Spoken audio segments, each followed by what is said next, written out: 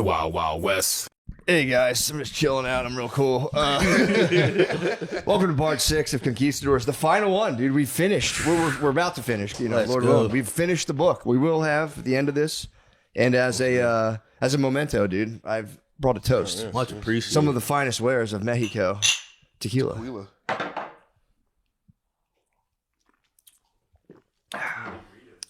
Huh? Yeah! Guys, so we leave off. We're on chapter 15. We left off with the La Noche Triste, which if you don't know what that is, if you're just jumping in now, please go back to the beginning. But where we left off, it's got to be said every time. Don't be a psycho. Get part 6 and just go to the beginning, please. Or else you'll sound like a fucking idiot when you try to explain this. You don't get any pussy at the bar. So, Noche Triste, it's when Cortez and his men had successfully and peacefully cooed the city of Tenochtitlan, City of Dreams, modern-day Mexico City, or what's now Mexico City. And, you know, you obviously, if you listen, you know what happened. Cortez left to go handle business. One of his bros just got paranoid and, like, slaughtered a huge contingent of the city.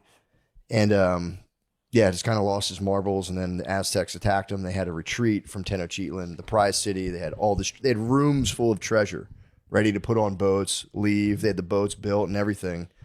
And the guy fucked it all up, and all the treasure got lost, and the Spaniards lost. It was like really the majority of the Spanish deaths in this came from battle deaths, at least came from this one night. That greed night, right? La Noche Triste, the sad night, the night of sadness. The majority, after it was all said and done, all the battles, fighting, literally, collectively, probably 100,000 different, people in battle. Majority of their losses came in this one night. It was truly a sad night. All the treasure was lost. Their prized Spanish horses were killed.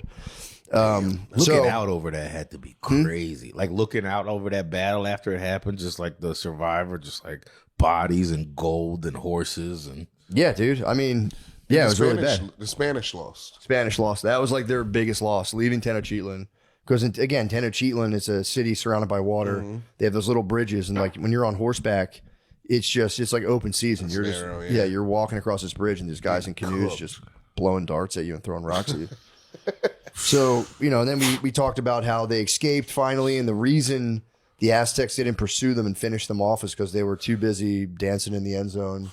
They literally, for battle, yeah, that's so funny. There wasn't it wasn't the cold, precise military precision that the Spaniards had. They were kind of like, oh, well, tradition says that we now have to go sacrifice these victims.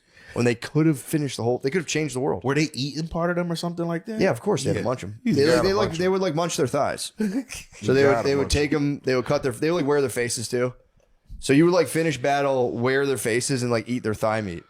And instead of finishing, they could have literally, at least that wave. I think the Spaniards would eventually obviously taken them, but yeah, they're they could have stopped it all, but they fucked up big time.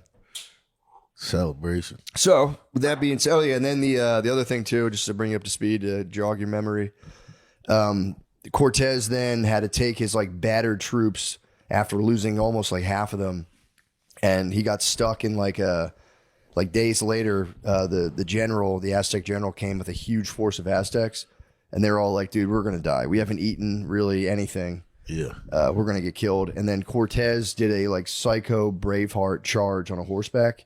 Because the general had a giant feathered headdress. So he just kind of charged with him. Cortez and his 4 boys charged on horses, and the goal was kill the general, basically cut the head off the snake. Yeah. And they actually succeeded in doing this. And then Cortez had a fractured skull and probably heavy concussions while doing this. He had a mangled hand, fractured skull. So after he, along with a couple guys, single-handedly defeat the Aztec army by charging them on horseback, and I think Cortez knocked his feathered headdress off, then his boy came through and speared the guy and killed him. Smacked and his they say one of them picked the headdress up on. Although these guys would write in their journals, and they were literally in cap heaven. Yeah, they had no idea. Did you see the Rick Ross thing, by the way? No. There was a lady who accused him of sliding into her DMs, and he just responded, be like, "This little hoe's going to cap heaven," and it might be the funniest thing I've ever heard. Cap heaven. But these guys, and it's a real problem in history because these guys would exaggerate big time. Yeah. Be like, oh yeah, and then I picked up this thing on my spear and lifted it up. But Cortez did charge like a madman. That's the thing too. As like a leader, you think is like, there's a general and they kind of like hang in the back. And he would go first a lot of the time. Beast. Sometimes he would fall back, but like there were so many examples in this book where he's like, I'm riding front lines in a battle. Dude was a beast. Yeah. Say what you will about him. You can't say he was a pussy. No, Cortez is not a pussy. So he's going nuts through this whole thing. He fully won, and he definitely got CTE like halfway. We'll get into it. But basically, Cortez has this massive military victory, scatters a huge Aztec force that again could have wiped them out after they were done dancing in the end zone. They did reassemble and cut them off to go like finish them off. And Cortez went dumb on a horse, total fucking Braveheart. Army scatters. So Cortez gets back to Tlaxcala, or whatever it's called. That was their allies, the Tlaxcalans. And those ones that like hate the Aztecs. They hate the fucking Aztecs. They can't stand them. And like the Sempolans were another indigenous group that hated the Aztecs, but they were kind of pussy compared to the Tlaxcalans. The Tlaxcalans didn't give a fuck, and they were like, the Tlaxcalans actually lost 3,000 people in the Noche Triste. They lost a lot of bros, dude. We talked about it last time. They had big time little brother energy. Yeah. Dude, they would send them out on the most dangerous, fucked up parts of these battles, and they were like, I know you're brave. And they'd be like, yeah, watch this shit. And 1,000 of them would get killed with rocks. But Cortez gets back to the Tlaxcan village, and what does he do? It's literally the most alpha thing possible. He falls into a coma. Total last samurai move. Goes back. He's in a foreign land. He's been proven in battle. He's injured. He falls into like a week-long coma, and the whole time Malinche is just nursing him back to health. I for real love Malinche. Dude, Malinche is for real the best. Yeah. I'll get to the end about Malinche and Cortez's love story. Yeah. It's pretty charged at the end. It really surprised me. It kind of caught me off guard. I'm excited about that. But so stay tuned to the end to find out what happens. But so he's getting literally like the whole treatment of like water from a rag being dripped into his mouth. It's again, total Last Samurai. After about a week, Cortez finally sits up. They like thought that he was going to die. His morale was pretty low. And he just starts babbling like a fool. It's making no sense at all. But then slowly he kind of gets it together. And over the course of a day or two, he gets up, he's walking around. He can only walk for like a few minutes at a time. He's still very fucked up. But he's moving around enough to kind of assess his troops. And he looks around and he goes, dude, we're fucked. And they took 20 days just to recover. Like they needed to chill for 20 full days. And during that time, 4 dudes died. That's so funny to be like, we just need him to wake up. He'll get things situated. He wakes up and goes, we're doomed. He woke up at first and was like, fuck. Like, oh, he's retarded. He's fucking retarded. They made him retarded with rocks. Which is kind of like the Aztec battle plan. They're going to make you retarded with rocks and then eat you. It's like, they took our general's voice. So then he recovers, though. 20 days go by. He's able to walk around. He's getting around. He can kind of think. He can talk. During this time, all was not good with the Tlaxcalans, or whatever they're called, Tlaxicans. I'll call them Tlaxicans. So the head chief, his name was Maxacatzin. I'm just going to call him Max Attack. Max Attack was the chief of the village, along with this guy Ixatinga the Elder. And these guys, they liked Cortez, and they'd already pledged, their allegiance to the guy, as they'd shown by giving him all those troops and supporting him in battle against the Aztecs. And they liked him, and they were, these guys stood by their word. But there's a guy Xicotinga the Younger, or Ixatinga the Younger, and he never liked the Spaniards the whole time. He was obviously Ixatinga the Elder's son. He was little Ixatinga. And little Ixatinga was a bit of a problem in this village, and during this time he got approached by an envoy of Aztecs, promising him, he's like, dude, we'll give you guys a ton of salt, cotton, and feathers. Just stop feeding these fucking Spaniards.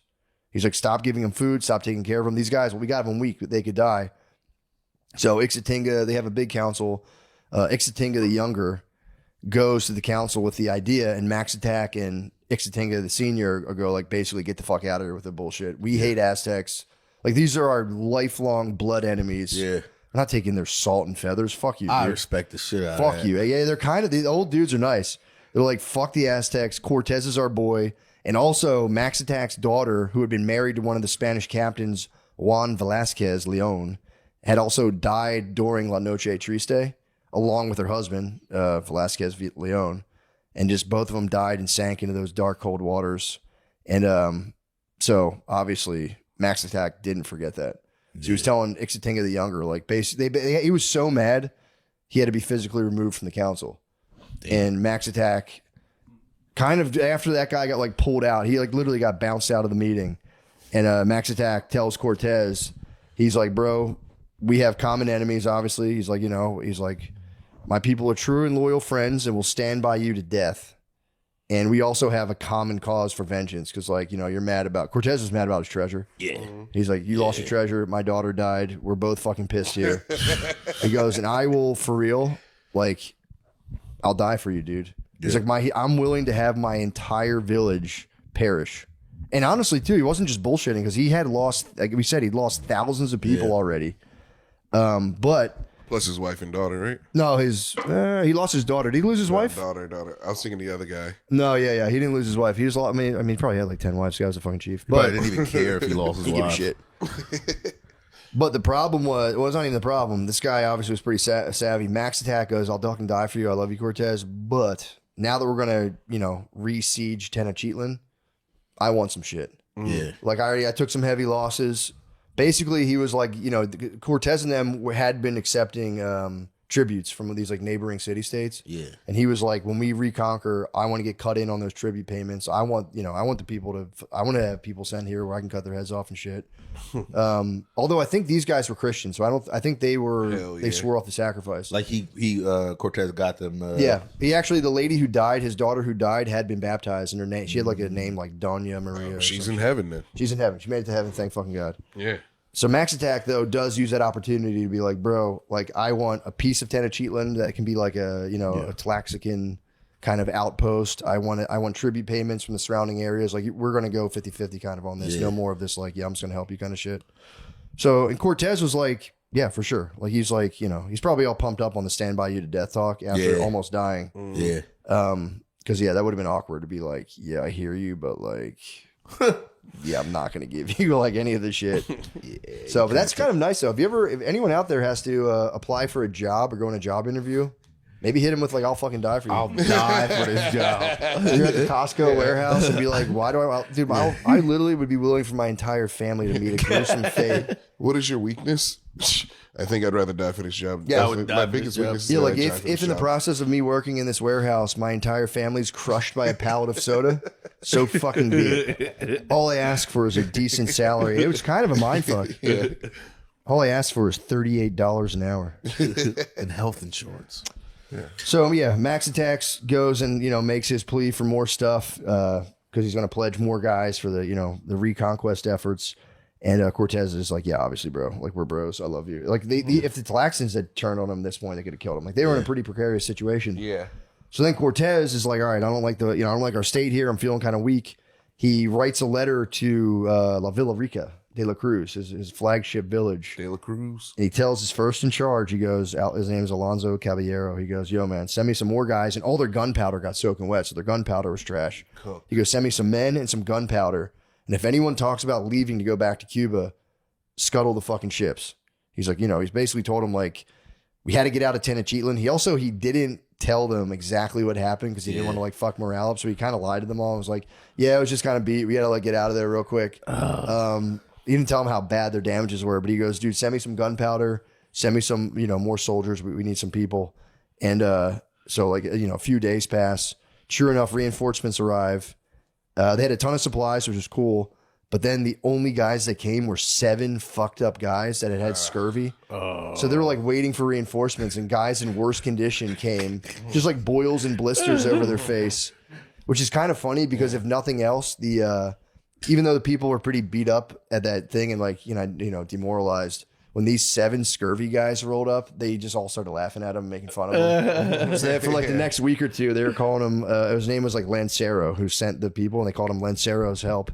And they just fucking, these guys walked, like to get there was like a trek. It was like a journey in itself. So the fact that they made it there and they were already sick and fucked up, and everyone was like, you guys look like shit. And the whole time we're just like, ew, dude, you guys are fucking pathetic. And they just laughed in their face and called him worthless. And told Lancero's boys. Yeah, they called him Lancero's help, and they're like, yeah, you guys are fucking worthless, and just clowned him the entire time. The guys probably died, honestly. Because wasn't the journey to Tenochtitlan like perilous. Yeah, it was. They barely made it the first time. Yeah. Did they like cross a volcano or something? Yeah, they had to cross volcanoes, cross mountains. They had to freeze for like a week at a time. They had to sleep outside in like 35 degrees. How did they go through all that? So high, altitude so high you could hardly breathe. Yeah, with scurvy. Oh, for all that, with scurvy, blisters on your face, you'd be like, fuck you guys. You're like, You guys all right, look well. like shit. So now, Cortez is sitting there. He's like, he's like, all right, I got some bullshit help. And he also is facing internal strife among his men because all the treasure was gone. And a lot of his guys, especially the new Narvaez conscripts, started grumbling. They're kind of pissed because Cortez, realizing the majority of the treasure was gone, ordered all the soldiers to pony up whatever like treasure they escaped with into a communal war fund that Cortez obviously controlled and probably took all of it. But he was there's a lot of guys talking about leaving, and Cortez was telling them, the penalty for desertion is death. So if you want to keep playing, I'll kill you. Give me the fucking gold. But also there was a guy, Duero, who was like his business partner who had started kind of ponying up to like pay for some of the stuff. He was there the whole time? Duero? Yeah. I think he was there the whole time, or he might have came with Narvaez as well. I don't know. That was kind of unclear to me, but I think Duero might have came with Narvaez. I could be wrong, but he could have also been there the whole time. But something tells me he came later. Yeah. But he was apparently footing the costs for the continued, because I think they were like writing letters to get more supplies from Hispaniola or maybe Spain. I think Duero was kind of like in charge of that. But he had wrote Duero, who was his business partner, wrote Cortez a letter, basically telling us 2-page letter, basically telling him the whole thing was looking like a massive bust and they should just pack up and go home. And a bunch of the surviving soldiers signed it too. So they give the Cortez this letter. And also there was language in the letter that kind of pissed Cortez off, being like, we demand that you, and like Cortez apparently was like not really with that shit. Yeah. I get it. Yeah, he was like, no, that like apparently really pissed him off.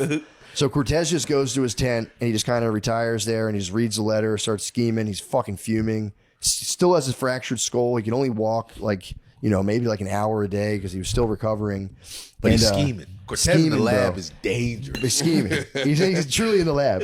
So he goes, all right, I know my guys are like more than a little fucking disillusioned after the brutal escape and loss of all their treasure. Because the treasure was what he held over their heads the whole time. Now there's zero treasure, or like, next to zero treasure. So he's like, I don't know, man. But he goes, he starts formulating a speech just to kind of get their juices flowing in his favor. Cortez writes this whole speech down. He tells everybody, like, all right, come out. I have read your letter. Just hear me out here. And this was part of his speech. He goes, what nation of those who have ruled the world has not been defeated? What famous captain, I say, ever went home because he had lost a battle or been driven out of some town? Not one, certainly, for if he had not persevered, he would not have conquered or triumphed. And although even though they lost a lot of guys, he told them they still had the same amount of guys they started with. So he goes, dude, look how far we came. We have the original amount of guys. And he hit him with the Ross. You ain't a boss if you never took a loss. That's what I'm saying. He hit him. It's like, bro, taking a loss is part of the journey.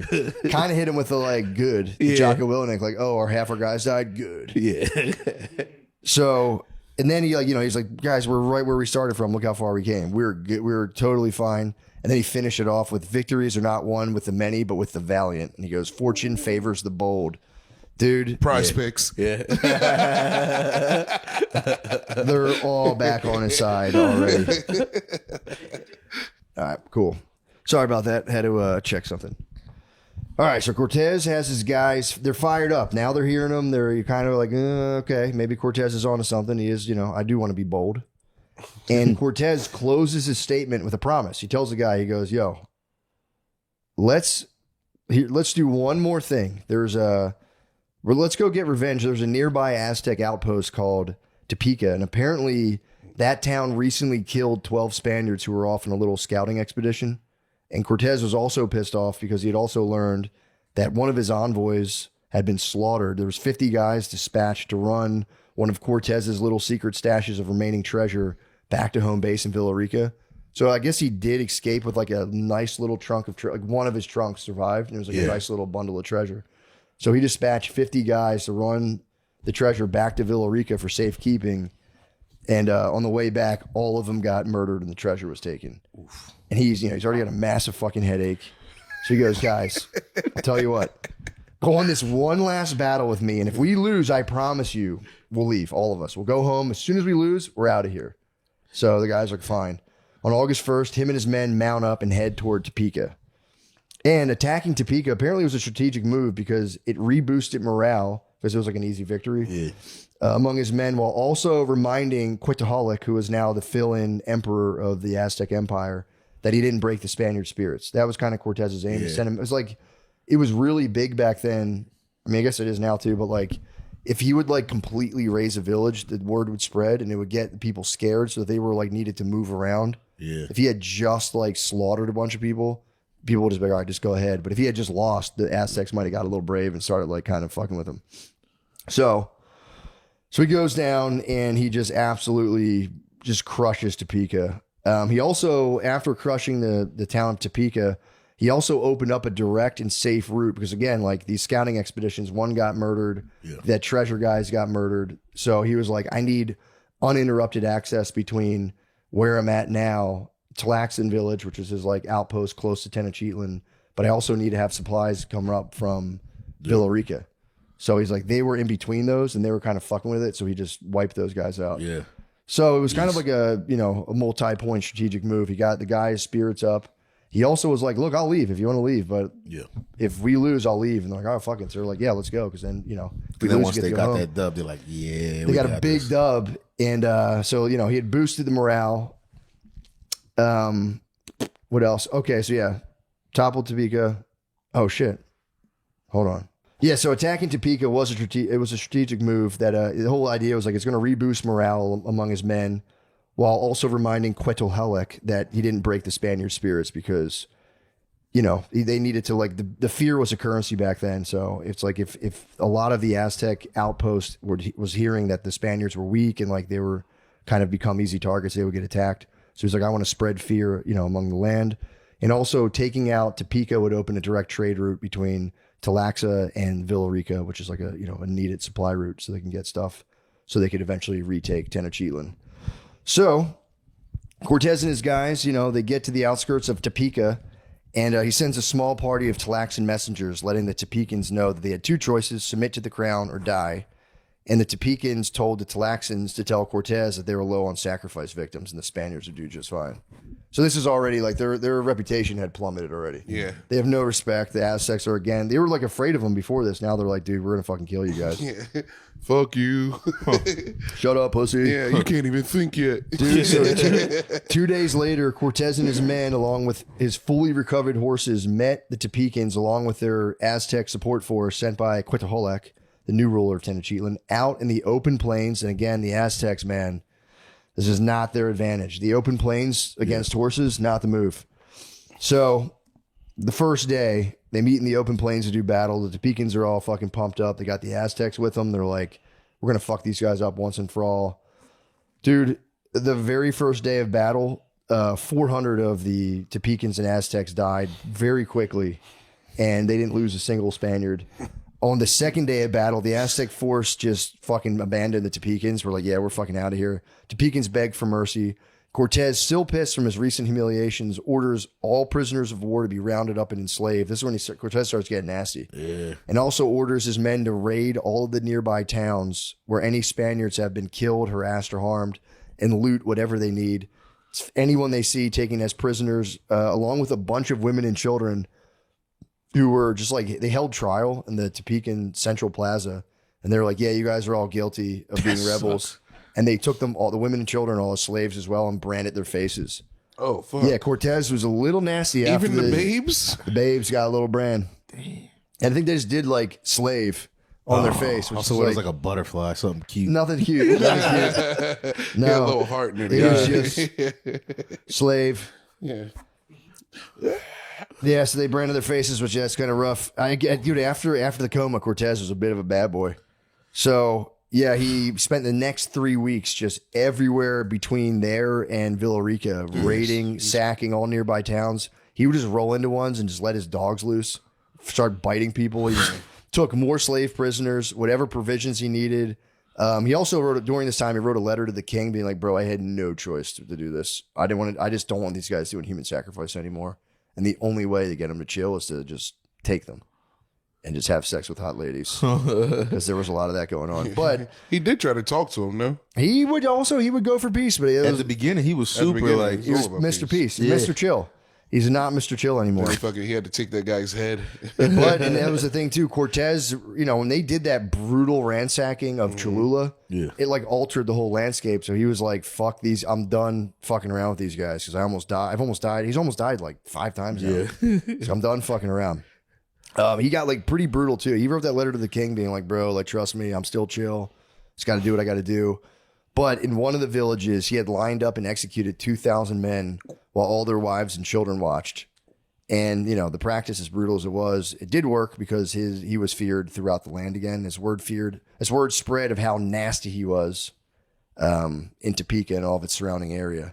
So now, like, all these people stopped fucking with him again. Yeah. And Cortez founded a new city in Topeka called the Segura La Frontera, which is security of the frontier. Yeah. So now Cortez has a completely uninterrupted stretch of land between Villa Rica towards the coast, up to like the plain lands of Topeka, and into kind of like before the mountains in Tlaxcala. So he's got a nice stretch of land right before Tenochtitlan. Yeah. So that was like a major victory for him. Those Aztecs that abandoned, they just like, did they go to another village, or do you think they went back and was like, those fucking Spaniards are tough? Yeah, they would probably send an emissary back, like messengers back to Tenochtitlan, and then they probably had they had outposts all over there, and they had like a spy network.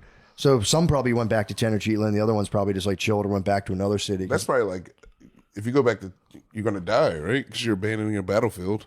No, they could retreat. They could be like, fuck it, we had to leave. Because especially if it was like their general told them to retreat, then I think it was like sanctioned. But you never know. I mean, if the emperor gets mad at you, he can definitely cut off your head if he wants. So, pumped on his military successes, as well as the fact that he had now controlled roughly half of Mexico's land, Cortez hatches a wild plan to take Tenochtitlan. Because he goes, all right, the land assault's out. Due to those narrow little bridges, they rendered my horses useless, and they put too many of my men in danger, as he saw during La Noche Triste.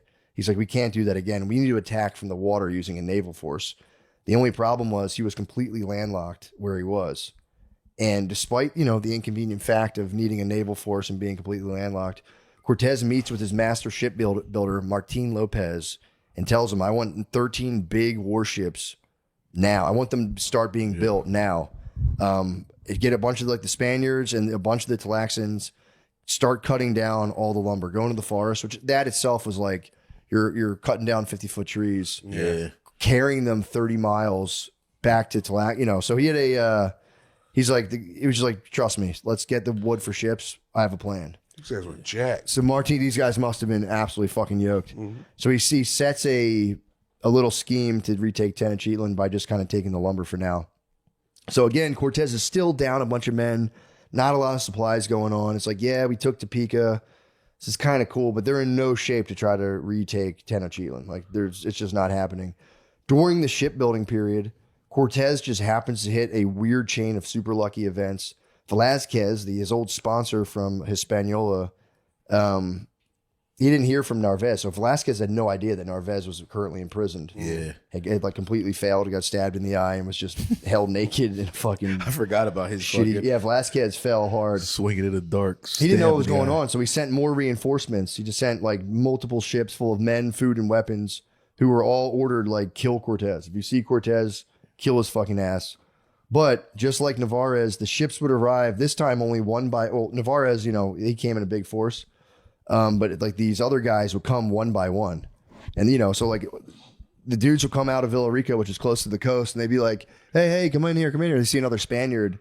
And, the captain would dispatch like, himself and some people. And he'd be like, come on, let's talk. Yeah, for sure. Like, fuck Cortez, blah, blah, blah.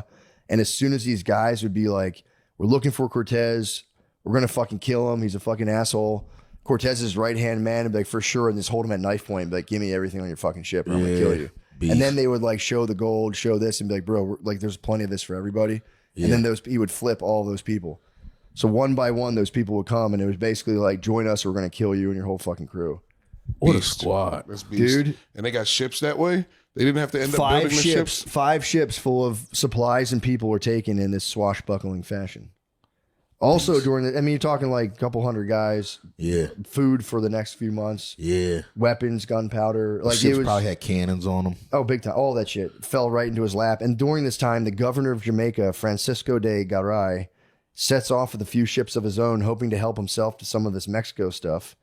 But when he landed, I think more towards like the northern part, his forces just got so fucked up by whoever was living there, and they tried to escape, and were, you know, they like got back on their ships and were just sailing, running out of supplies, basically on the you know, brink of starvation.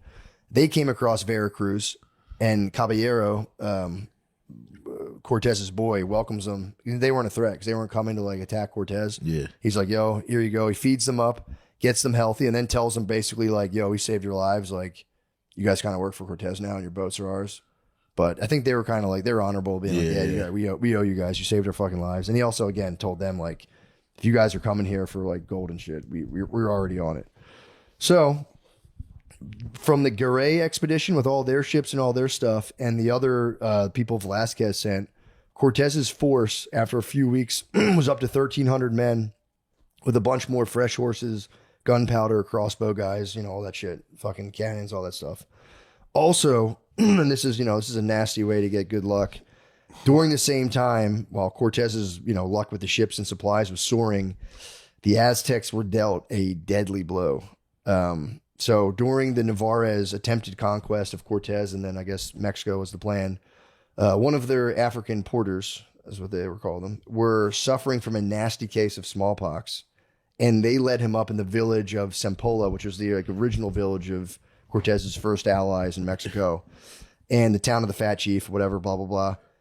And he spread smallpox through Sempola, which then spread through all of Mexico. And it decimated, dude. It went all the way to Tenochtitlan, and it just spread really quickly too, because a lot of just like the lifestyle among these people was like a lot of just communal, close quarter living. And also like they had no way to stop it. They like smallpox came through and like they had no medicine to stop something like smallpox. And one of the ways they would kind of combat sicknesses, which they would do basically a steam room. So they would dig out these ditches and heat water up, and you do a communal steam bath. Yeah. The problem was with smallpox, it's airborne. So you have this like humid, wet air that everyone's sharing. And if smallpox, you're all just blistered and scabbed. Yeah. So the water you get in the water and you're coughing. It spread through Tenochtitlan so fucking bad. Everything wrong, dude. They really did. In less than 3 months, the virus devastated the Aztecs and all of the surrounding areas, killing up to, they say, half the population in certain areas and leaving many who survived permanently maimed. Cortez is lucky as fuck, dude. He got lucky, bro. He got the universe loves, bro. I mean, dude, one has to ask the question, maybe you shouldn't cut children's faces off. I mean, the Spaniards were far from perfect, but man. Yeah. So, I mean, then again, lining up, you know, the whole village and murdering them. True. Tough. That's branding tough the stuff. Women and kids. Tough stuff as well. But that's tough stuff. But wearing a child's face, I don't know, man. What's worse? I think wearing a child's face. You know, there's like a certain logic to like taking out your enemies in a village. Again, it's very cold hearted and ruthless. But wearing a child's face and like dancing to a cheering crowd is. Goo goo gaga. Also, the smallpox sickness also messed up food production in Tenochtitlan, because there's people who like would prepare food and grow it just got sick. So like they set off some short term but pretty serious food shortages, leading to some famines that were kind of affecting Tenochtitlan. So Cortez is like rising to power. Yeah. Again, just through really sheer luck, and also a little bit of the skill. His right hand men were pretty nice at like swindling these Velasquez guys.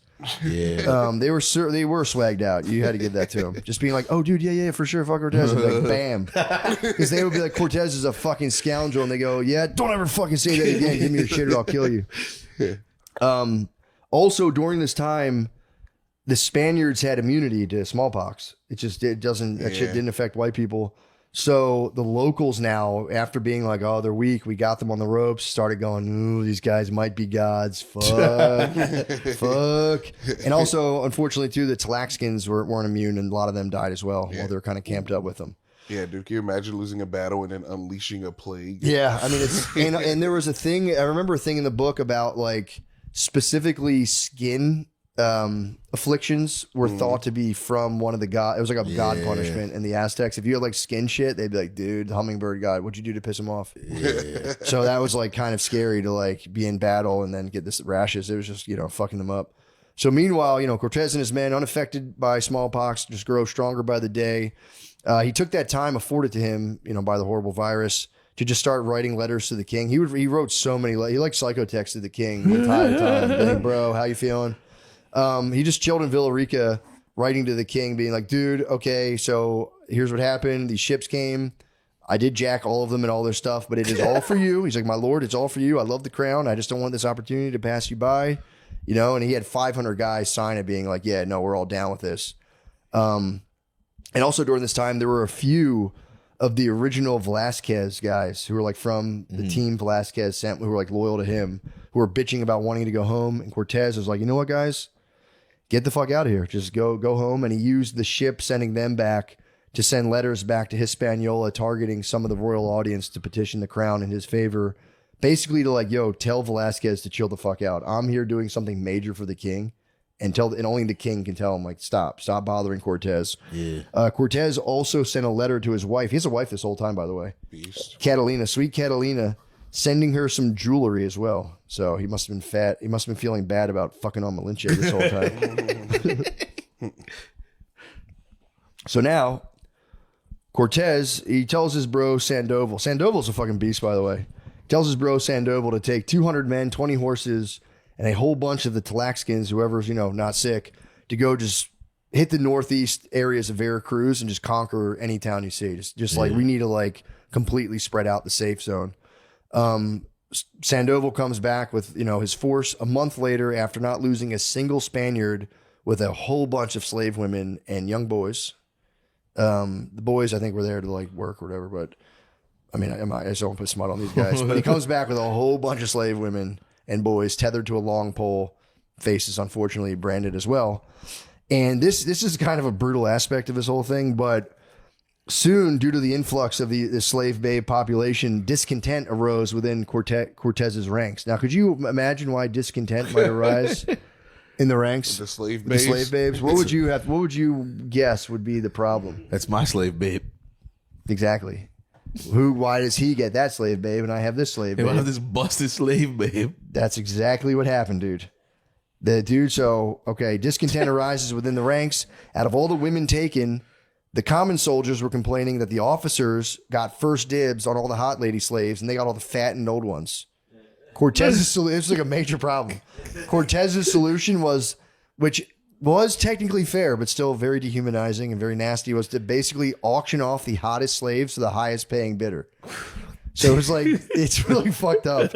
And then he's basically eBaying the women. That's feel kind of nice for that, the hot lady. She's like, I'm worth 500 gold pieces still. Okay. I'm in the first block. It was kind of a proto OnlyFans. Yeah, it is, dude. It is first OnlyFans. But he goes, hey man, look, all right, highest paying bidder gets the hottest babes, and they would have to like judge the babes and be like, you are their number one seed, you're number two, and a heavy discount on the old uglier babes. So that kind of settled. That was like apparently a big problem. And then so Cortez then goes to Cholula after he figures out the babe situation. And Cholula's also been ravaged by smallpox, and now, they're very friendly towards him after the last debacle when he kind of like slaughtered their whole town. And, and they also hear what he's currently up to, and they're like, yo, dude, Cortez, fucking we love you, dude. Sorry about all that bullshit. Our ruler just died, so we need you to, pick one of like our new ruler. Like a lot of places started doing that to him. Like, can you pick our new ruler? And Cortez would just like find the guy who was the most stoked on him and be like, yeah, that's your new ruler. And so he heads back to Tlaxcala, and he's sorry to hear that his longtime friend and ally, Max Attack, had died from the deadly virus. Yeah. And Cortez was like honestly genuinely bummed. He fucking loved Max Attack and ordered his top captains to wear black cloaks for an entire week to show respect. Which is kind of sick, dude. Yeah. They had to just don the black for a whole week. And so now Cortez is asked again to select a new ruler, and Cortez picks Max Attack's oldest son, a 12-year-old boy, and then formally knights him, which was probably the first instance of a Mexican guy being formally knighted by the Spanish crown. And then they baptize the boy, and Cortez, through Malinche, basically urges him to always be great like his father and honor the friendship and not be, a dickhead like Xicotenga the Younger. Kind of like sub-dissed Xicotenga. He's like, yeah, like, I don't know, there's some guys out here just like annoying and always trying to get salt off the edge. Just don't do that. Shit's lame. You're a Christian now, dude. He basically was like, you're a Christian, man. Yeah. Don't, you gotta fucking get with the program. So with all this stuff out of the way, does a little politicking. Cortez links up with Martin Lopez to see about his ships. And apparently he had taken, they commandeered all these ships back in Veracruz. He took one of the ships that was left in Veracruz, had it dismantled, and carried piece by piece over the rugged terrain toward Tlaxcala and put back together so Martin could model his other ships off of that one, which is already like fucking kind of insane. And also it was smart of Cortez, because in the beginning he scuttled those ships way long ago when his guys originally were talking about going home. Yeah. Before he got sunk those ships, he did take off all the sail straps, hardware, and he did store that in safekeeping, knowing he might have to build ships later. So he had all of that shit kind of brought up as well, so they could equip the new ships with all the old sails from the old ones. It's a pretty smart move. But this task, by the way, took 8,000 Tlaxcan guys who had to carry them over mountain terrain. So that was a pretty serious ruck. Yeah. Just a giant ship wheel. They're rucking, dude. Okay, so now we're in December. It's December now. It's cold. It's a little chilly. And since September, Martin has been overseeing this gargantuan task. And also, again, this is mission critical to retaking Tenochtitlan. It's like, if they don't do this, there's a chance they never do it ever again. Mm-hmm. He's just been for, several months gathering and fashioning giant planks of wood that once completed would be taken to a small river that would then, because they needed to keep this all away from Aztec eyes, because they didn't want them to see what they were doing and try to like attack them and fuck up their shipbuilding.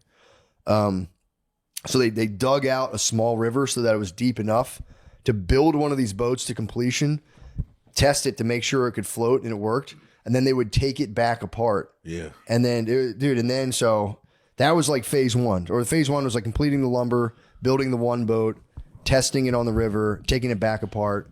And then basically the plan was to move those boats further up along the Tlaxcan area near Lake Texcoco. Yeah. And then dig out a giant canal a mile away from Texcoco and put the ships in this canal that they would fill with water from the lake. Because the whole thing was, if they build them on the side of a lake, the Aztecs could just swarm them with like 1 million war canoes and just launch fire arrows and burn the ships. So they had to do it in the open plains, basically. They had to do it like on land, where they were buffered in the open plains. So if the Aztecs tried to fuck with them, they would just destroy them with their horses. Yeah. But the problem was they had to carry the wood fucking miles and miles and miles. It was actually kind of it was just an insane military scheme. Yeah. No one's ever done a naval operation kind of landlocked. Like, it was the largest landlocked naval operation ever done. It was something that was like insane at the time. What about World War II? What about the nuclear bombs? Oh, you said at the time. Yeah, but in terms of like shipbuilding and transporting ships over land, apparently, I don't know. Yeah. I mean, you'd think now they just drive ship parts like it's fucking nothing. Yeah. But also, I think you can also now just build ships next to the water. Yeah. Like, I don't know if anyone had to build 13 giant warships on land ever. It was just like a fucking weird move. Yeah. Yeah. So like I said, that was the plan. It's like, all right, we're gonna test it here, then carry all the wood up closer to Texcoco. So they're going to have to take Texcoco. Yeah. And then fall back a little, like a mile back, dig a trench. We'll get more into it, but they had to dig a mile-long trench 12 foot deep, which is, dude, it's insane to try to do that in like a timely fashion. How long was this building, unbuilding, like time frame? Building, unbuilding the ships? Like this whole thing? I think they had like a year or so. Okay. A couple years. I think they had a year maybe to do all of it. I'll check the time frame again, but it moved in like waves of months. Yeah, where like month after month after month. So again, like we said, it was kudos to Cortez. This was his original idea, to be like, look, we're going to build ships on land, secretly carry them, and just lumber, and then put them together real quick, dig in the canal, and just attack Tenochtitlan with a huge naval support. So give credit where credit's due, obviously. Branding ladies' faces and auction them off to who's the hottest lady is not very nice. So, all right. So now we're actually we're in chapter 20, and make sure I'm right here. Sorry, Sean. Just pause it one more time. All right, we're back. So now we're in chapter 17, Return to the Valley of Mexico. And while the shipbuilding phase was going on, the Aztecs were dealt another serious blow. Quetzalcoatl died, the Aztec emperor who filled in for Montezuma, died of smallpox, leaving them leaderless.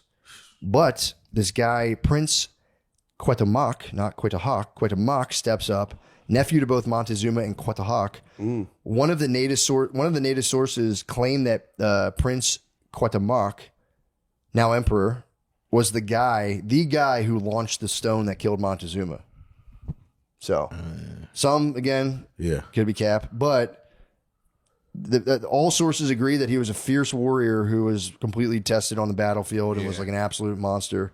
So the first thing Cuauhtémoc did, the final emperor of the Aztec Empire, first thing he did, and he was pretty savvy militarily, he sent messengers to the surrounding areas and all the vassal states just to be like, yo, dudes, because they were all kind of fearing the Spaniards. So he was like, yo, we just almost killed them. Join us and let's just like fuck these guys up once and for all. And they're like, if you join us, we're going to stop like asking for so many sacrifices. They're like, we'll lower your tribute. Yeah. We don't need as much food. Some, but yeah, we're going to take some and we need some food. Actually, we need a lot of food right now, but we'll chill with the sacrifice victims. And some of them were like, fuck yeah, dude. Well, we got you. We're stoked. Fuck these Spaniards. But a lot of them were wavering in support because they were, they're hearing the gruesome tales of Cortez 2.0's brutal fucking assaults and mass enslavement campaign. So they were kind of like, kind of don't want to get all the dudes murdered and everyone sold into slavery. So they were like, it was like half and half. Half the people like, we'll ride with you. The other half were kind of giving them like, yeah. We'll see. We got you. Yeah, man. Yeah, for sure. Yeah, we'll see what's up, man. Let you know. So Cortez, again, the whole time, he's just been training up his guys. He's giving the Tlaxcalan warriors like official Spanish military training. He's like, getting everyone in shape, shoring up the swollen forces, and doing a final inspection before descending upon the Valley of Mexico. And again, his force, it's looking good. The men are well rested and strong.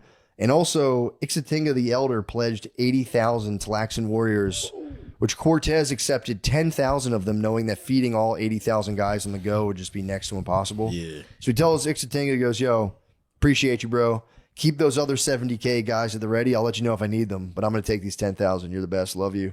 And Cortez then assembles. I mean, these guys were literally pawns, bro, on the chessboard. It's crazy. They would just send these guys. It's kind of nuts. But so Cortez assembles the entire mass of soldiers. He's rolling like 12,000 deep. This is the biggest squad he's had. This is a big one. Yeah, this is a big one, man. So he assembles them in the plaza of Tlaxcala and delivers just another sick speech, and then has one of his guys read a list of he has 17 rules of battle now. Basically a list of commandments to be followed. And it was like, don't rape ladies. It was like, no fighting amongst yourselves, no raping ladies, no pillaging unless I say to, and also no gambling with the exception of card games, but only if I say that's cool. And apparently that was so he could just play cards in his tent with his boys. So he didn't want his soldiers playing cards because they probably get into fights. So he was like, no gambling. You guys can't gamble, but him and his boys would gamble pretty much all night. Wow. So that kind of sucks. Yeah, I mean, I get it from his perspective because it's like, you have 18-year-old Spanish guys in the 1500s and like you have guys, they probably would fight each other to the death if they like lose a game of dice or like they cheated. They would probably like kill each other. So the giant force sets off, lugging all the equipment and whatnot over these brutal mountain passes all the way into Aztec territory. And also like on the way there, they were like on the narrow passes, they would get nervous being like, fuck, like this, if the Aztecs fuck with us on narrow passes, this is where they kind of kick our ass. But nothing happened. And then on one of the roads, they saw it was blocked with a bunch of tree branches that they were like, damn, these are freshly cut. They removed the branches and still proceeding with caution. They were like, all right, no ambushes. And then, we're not in the open plains, like, oh, fuck. Finally, they see Tenochtitlan in the distance, but in the plains, they could have attacked them on these like narrow winding trails. Yeah. These guys love standing in fields. So like did like the open plain blocking kind of like Texcoco, the whole Tenochtitlan, Texcoco, whatever, it's the Triple Alliance territories. Yeah. There's just a big force of Aztec soldiers, and Cortez just dispatches 20 cavalry with big spears lowered towards them and scatters them away. So finally, they camp in the village outside the Texcoco state. And the Texcoco is like a major power, like the second strongest compared to Tenochtitlan. So this was like this was no joke. So they're like, fuck, man, worried about a night attack. So Cortez, as always, has his men sleep in their armor, and he has like a watch erected along the perimeter. But to his relief, the only nighttime visitors were a small party led by the brother of the current Texcoco ruler, coming to let Cortez know that they didn't want any problems. Well, at least he personally didn't want any problems. And he goes, look, I'll help however I can because my brother's the king of Texcoco and it should have been me. Yeah. So this fucking guy. Hating ass. For real. It's complete hater. This is complete hater energy. So he goes, dude, like, fuck my brother. Like, let me know what I want to do to help you. Cortez is like, all right, sick. Appreciate you. So Cortez wakes up that next day, marched toward Texcoco, hoping, like they'd be chill and submit. Again, he's always like a come in peace, chill out, just, submit, become vassals of the Spanish crown or I'll have to kill you. But the current ruler, this dude's brother, sent a party of people out saying, look, dude, I don't want any problems. I want nothing but peace and friendship. He goes, you guys can stay here. We'll feed your forces, whatever you need, whatever you have to spare, you can have it. And Cortez is like, thanks. But also like, remember when you guys attacked us a while ago and we lost a bunch of treasure? Like, if you guys really are our friends, pay us the treasure you guys took from us the night we lost it on La Noche Triste. Yeah. And the guy's like, yeah, we'll look into that real quick and we'll figure that out. So Cortez and his guys ride into Texcoco and they're freaked out because like this was like a bustling, metropolitan area. Totally, it's just completely deserted for the most part. There's like not a lot of people. And Cortez is like, they've seen this shit before and like, fuck, I think this is a trick. So Cortez orders the arrest of Texcoco's ruler, the guy's brother, but the dude had already took off along with the majority of the population. And then Cortez, realizing he'd fallen into a trap, goes on a rampage and just like breaks all of the shit in their temples and just lit a bunch of buildings on fire and also rounded up every remaining woman and child, branded them as slaves. Quick babe auction before setting up quarters in the chief swanky palace.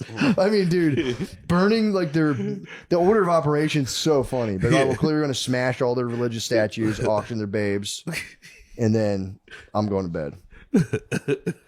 So Cortez now is like, all right, like, I don't know, man. This is it's kind of weird, dude. Like, we're deserted, but he's up in the chief swanky palace. So he's like, it's kind of sick, but also like, what the fuck do these guys have up on their sleeves? So Cortez meditates on the situation and he's thinking about it. He goes, all right, if nothing else, this newly, founded emperor of the Aztecs, Cuauhtémoc, he clearly has local support. So he goes, okay, before I, go on my siege of Tenochtitlan, let me try to gauge how much support this guy really has and where his support's coming from, where it's not. So his plan now, along with the giant ships being built, he goes, before I even go into Tenochtitlan, I'm going to circle it in every place surrounding it. I'm going to pay them a visit and basically see where they stood. And if they stand against me, just completely fuck them up. He's like, my plan was, he wanted to completely cut off Tenochtitlan, like encircle him. So, because they'd once surrounded him, so he's like, I'm gonna give them a taste of their own medicine. So after a few days in the ghost town of Texcoco, his men just rummaging about for food, they're getting hungry. Cortez is paid a visit by some nearby rulers of smaller Texcoco towns, and the guys come begging forgiveness. And they're like, dude, we want to pledge to the Spanish crown. We were forced to go along with the plan to trick you. Please forgive us. And Cortez goes, look, we'll forgive you guys, but only if you gather your populations back in the nearby villages and start bringing us food. And they were like, deal. So they did that. And it was like, they like basically took over Texcoco without even killing anybody. So now that was what they wanted for the ship operation. They wanted control of Texcoco right outside so they could have, control of the lake and all that stuff. So honestly, it was like, and also Cortez, so he had a supply of food close by. And also he was able to go to the tops of the temples in Texcoco, which gave him like a bird's eye view of Tenochtitlan. Just the way in Tenochtitlan they were spying on him from their temples. So right now Cortez is like... You can just see the guys on top. They're both binoculars. Just looking at each other. So he had... Cortez had owned basically more than half of Mexico's territory And he had a complete supply line from like across, I guess, a river to Tenochtitlan, all the way back to Villa Rica to Villa Cruz, where he could get ships from like Spain and shit sent in. So Cortez was kind of like, nice trick, you fucking dumbasses. He's like, I'm gonna go, so that was his plan. He's like, I'm gonna go in there and just fucking, I'm gonna chill here, set up camp, and just start kind of testing the whatchamacallit, surrounding areas. So for the next few months, Cortez and the Aztecs were just basically trying to gain influence in the surrounding regions. So Cuauhtémoc would find out Cortez made an ally and then try to steal them, and then Cortez would do the same to Cuauhtémoc. They just went back and forth. Finally, Cuauhtémoc becomes, hip to the fact that Texcoco, those little villages, are riding with Cortez. And so he sends some of his bros to go see if he can flip those little villages to stop giving them fucking food. But those Aztec messengers are captured by the Texcoco chiefs and brought before Cortez, who just grills them for information and then sends them back with a message for their leader, basically submit peacefully or we'll destroy the entire city. So Cortez is nice. Yeah, I mean he's trying to be a gentleman about it. So Cortez decides to head south to Ixtapalpa to see if he can gain their support because he's starting his little encirclement of Tenochtitlan. So he divides his force, leaving a bunch of people in Texcoco. The majority of people are in Texcoco, and then he takes a small force with himself to march on Ixtapalpa to let them know basically the deal, like you're either going to get with me or you guys are going to get fucked up. Get down or lay down. Dude, yep, exactly. So as he gets closer to the city, he noticed the local villagers sending smoke signals, which informed the Aztecs about Spanish movements. And he goes, okay, so these guys clearly aren't our boys. They're already telling the Aztecs we're here. Fucking assholes. So as Cortex, he's like, obviously friends don't do that. Cortez enters the city of Ixtapalpa and he notices it's like, now this is completely empty, total ghost town. And before he could even say like, what the fuck is going on? Something weird happened. The ground around his feet started filling with water. Turns out it was a water trap. The Aztecs had opened the dike of Nezahualcóyotl, sending seawater pouring into the city at an alarming rate. And Cuauhtémoc's plan was to drown the Spaniards while they camped at night, but I guess they opened the levee too soon. But still, Cortez kind of just stood there being like, what the fuck is going on? And luckily, one of the Texcoco allies, the chiefs, understood what was happening, and they tells Cortez, like, we got to get to high ground now. But also, there were some Aztec warriors who were descending upon them, trying to keep them from the high ground, setting up something of a waterworld battle. But Cortez and his guys fight their way to higher ground through the Aztec force. And so the water's still coming slowly, so they go back down and destroy as much of the village and loot whatever they could.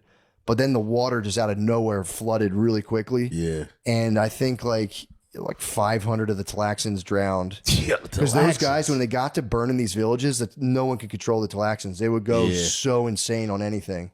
So they were like going nuts, and they rampaged pretty far into the village, and a lot of them got carried away. But Cortez and his guys like barely escaped. So they barely escaped, and then all these Aztec guys started coming off of war canoes to attack. And that was before the boss battle, right? The Waterworld fight.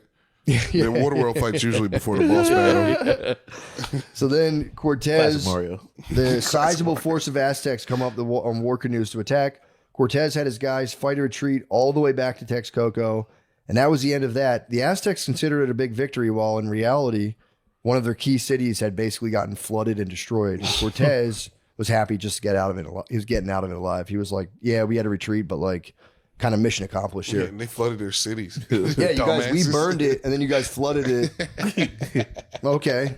And then like we all survived. Yeah, we lost probably about 500 to 1,000 Tlaxans, but we got, 10,000 of those guys. Right. Texcoco or Ixtapalpa? This was Ixtapalpa. Ixtapalpa. Texcoco is like, that's their home base. They're not going to fuck Texcoco up. So now, so Cortez gets back to Texcoco and he hears about another city, a city named Chalco, who, surprising to Cortez, because this was like really riding for Tenochtitlan pretty hard. And they had actually a force of Aztec warriors set up in their city. They had sent a secret messenger to Cortez to say, hey man, not really feeling the Aztecs right now. If you can get them the fuck out of our city, because like we didn't ask them to come here, we'll become your vassals, but you got to get them out of here. So Cortez taps Sandoval to lead a force to Chalco and get it done. They arrive at the gates of Chalco, and there's a large Aztec force again awaiting them, ready for battle. However, again, dude, they set up shop in the open fields, and the Spanish horses have that massive advantage we've seen time and time again. But the Aztecs this time were prepared with large spear, like copper tip spears, so they can impale the charging horses. But it's like, I mean, think about it, dude. If a horse runs full speed at you and all you have is a spear, Yeah. it didn't work that well. I mean, it's like, I get the idea, and you might stab one, but it's like, I like really ran through that in my head. I'm like, dude, if a horse ran full speed at me with a guy with a sword swinging, like, what are the odds of going like, oh God, and like moving out of the way? I mean, you could like tuck roll to the side, and I don't know. Copper's not that strong anyway, right? Wouldn't it it's really break on not. surface? No, it's not. Compared to iron, dude, it's actually a very soft metal. You can bend a copper pipe and it'll snap. Damn, dude.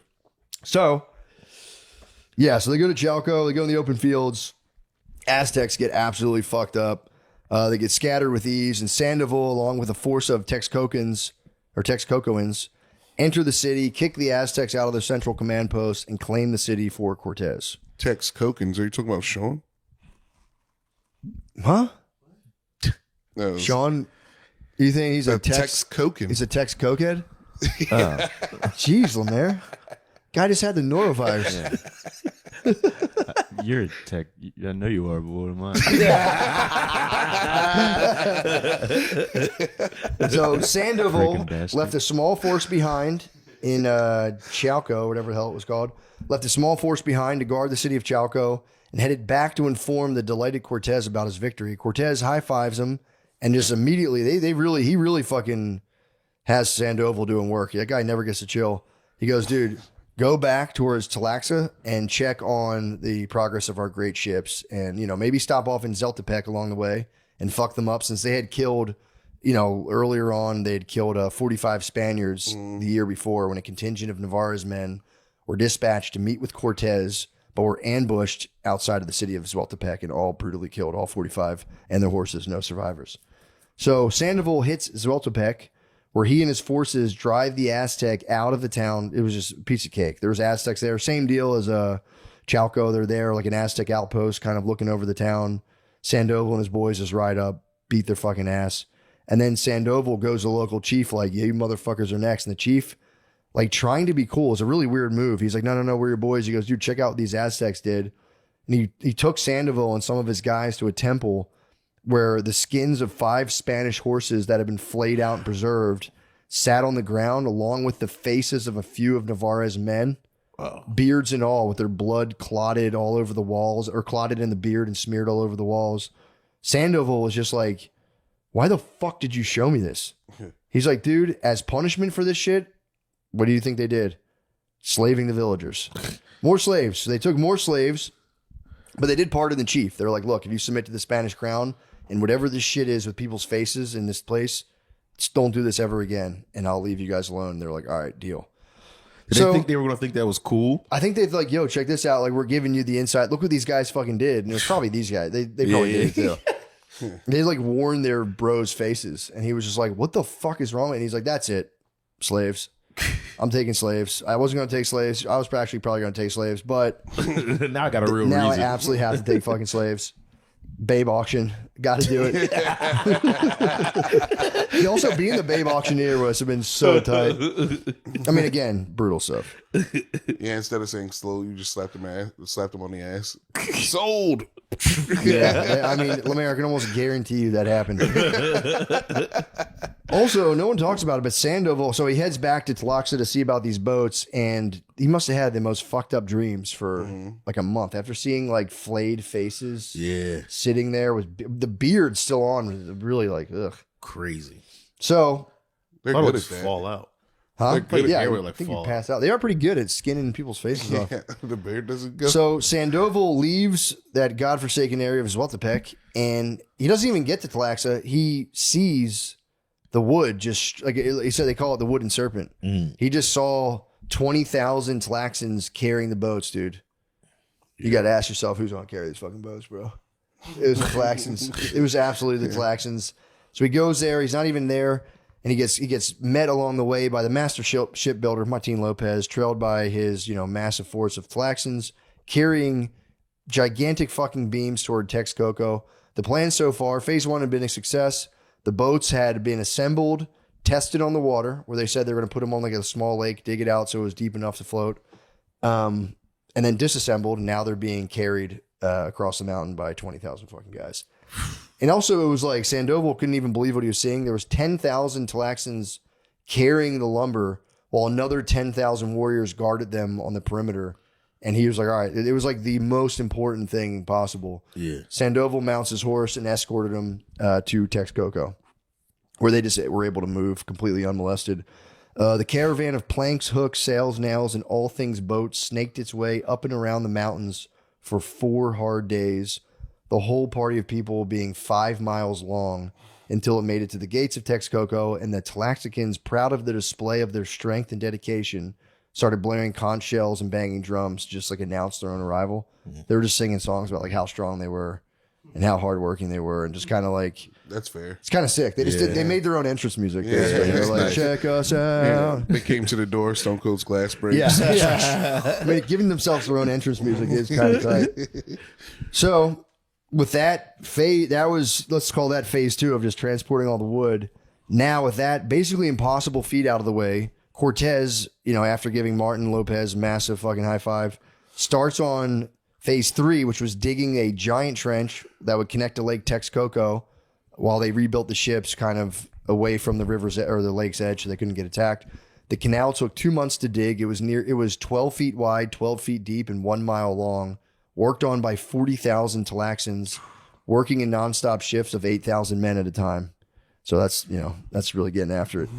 And by now the Aztecs could kind of see what was up to, and they were just sending smoke signals all around. But they were, again, it was like with the open fields surrounding them, there's nothing they could. They knew they could have brought 30,000 guys. There was nothing they could fucking do. To just be watching your enemy like finish their plan, and you're like, Yeah. well, we just gotta wait. Yeah, they're going, and they had known what those ships were because they'd seen them. But I don't know if they really faced them in battle before. They only got to like see them shoot their cannons and shit, but they didn't have any concept of how to like fight those things.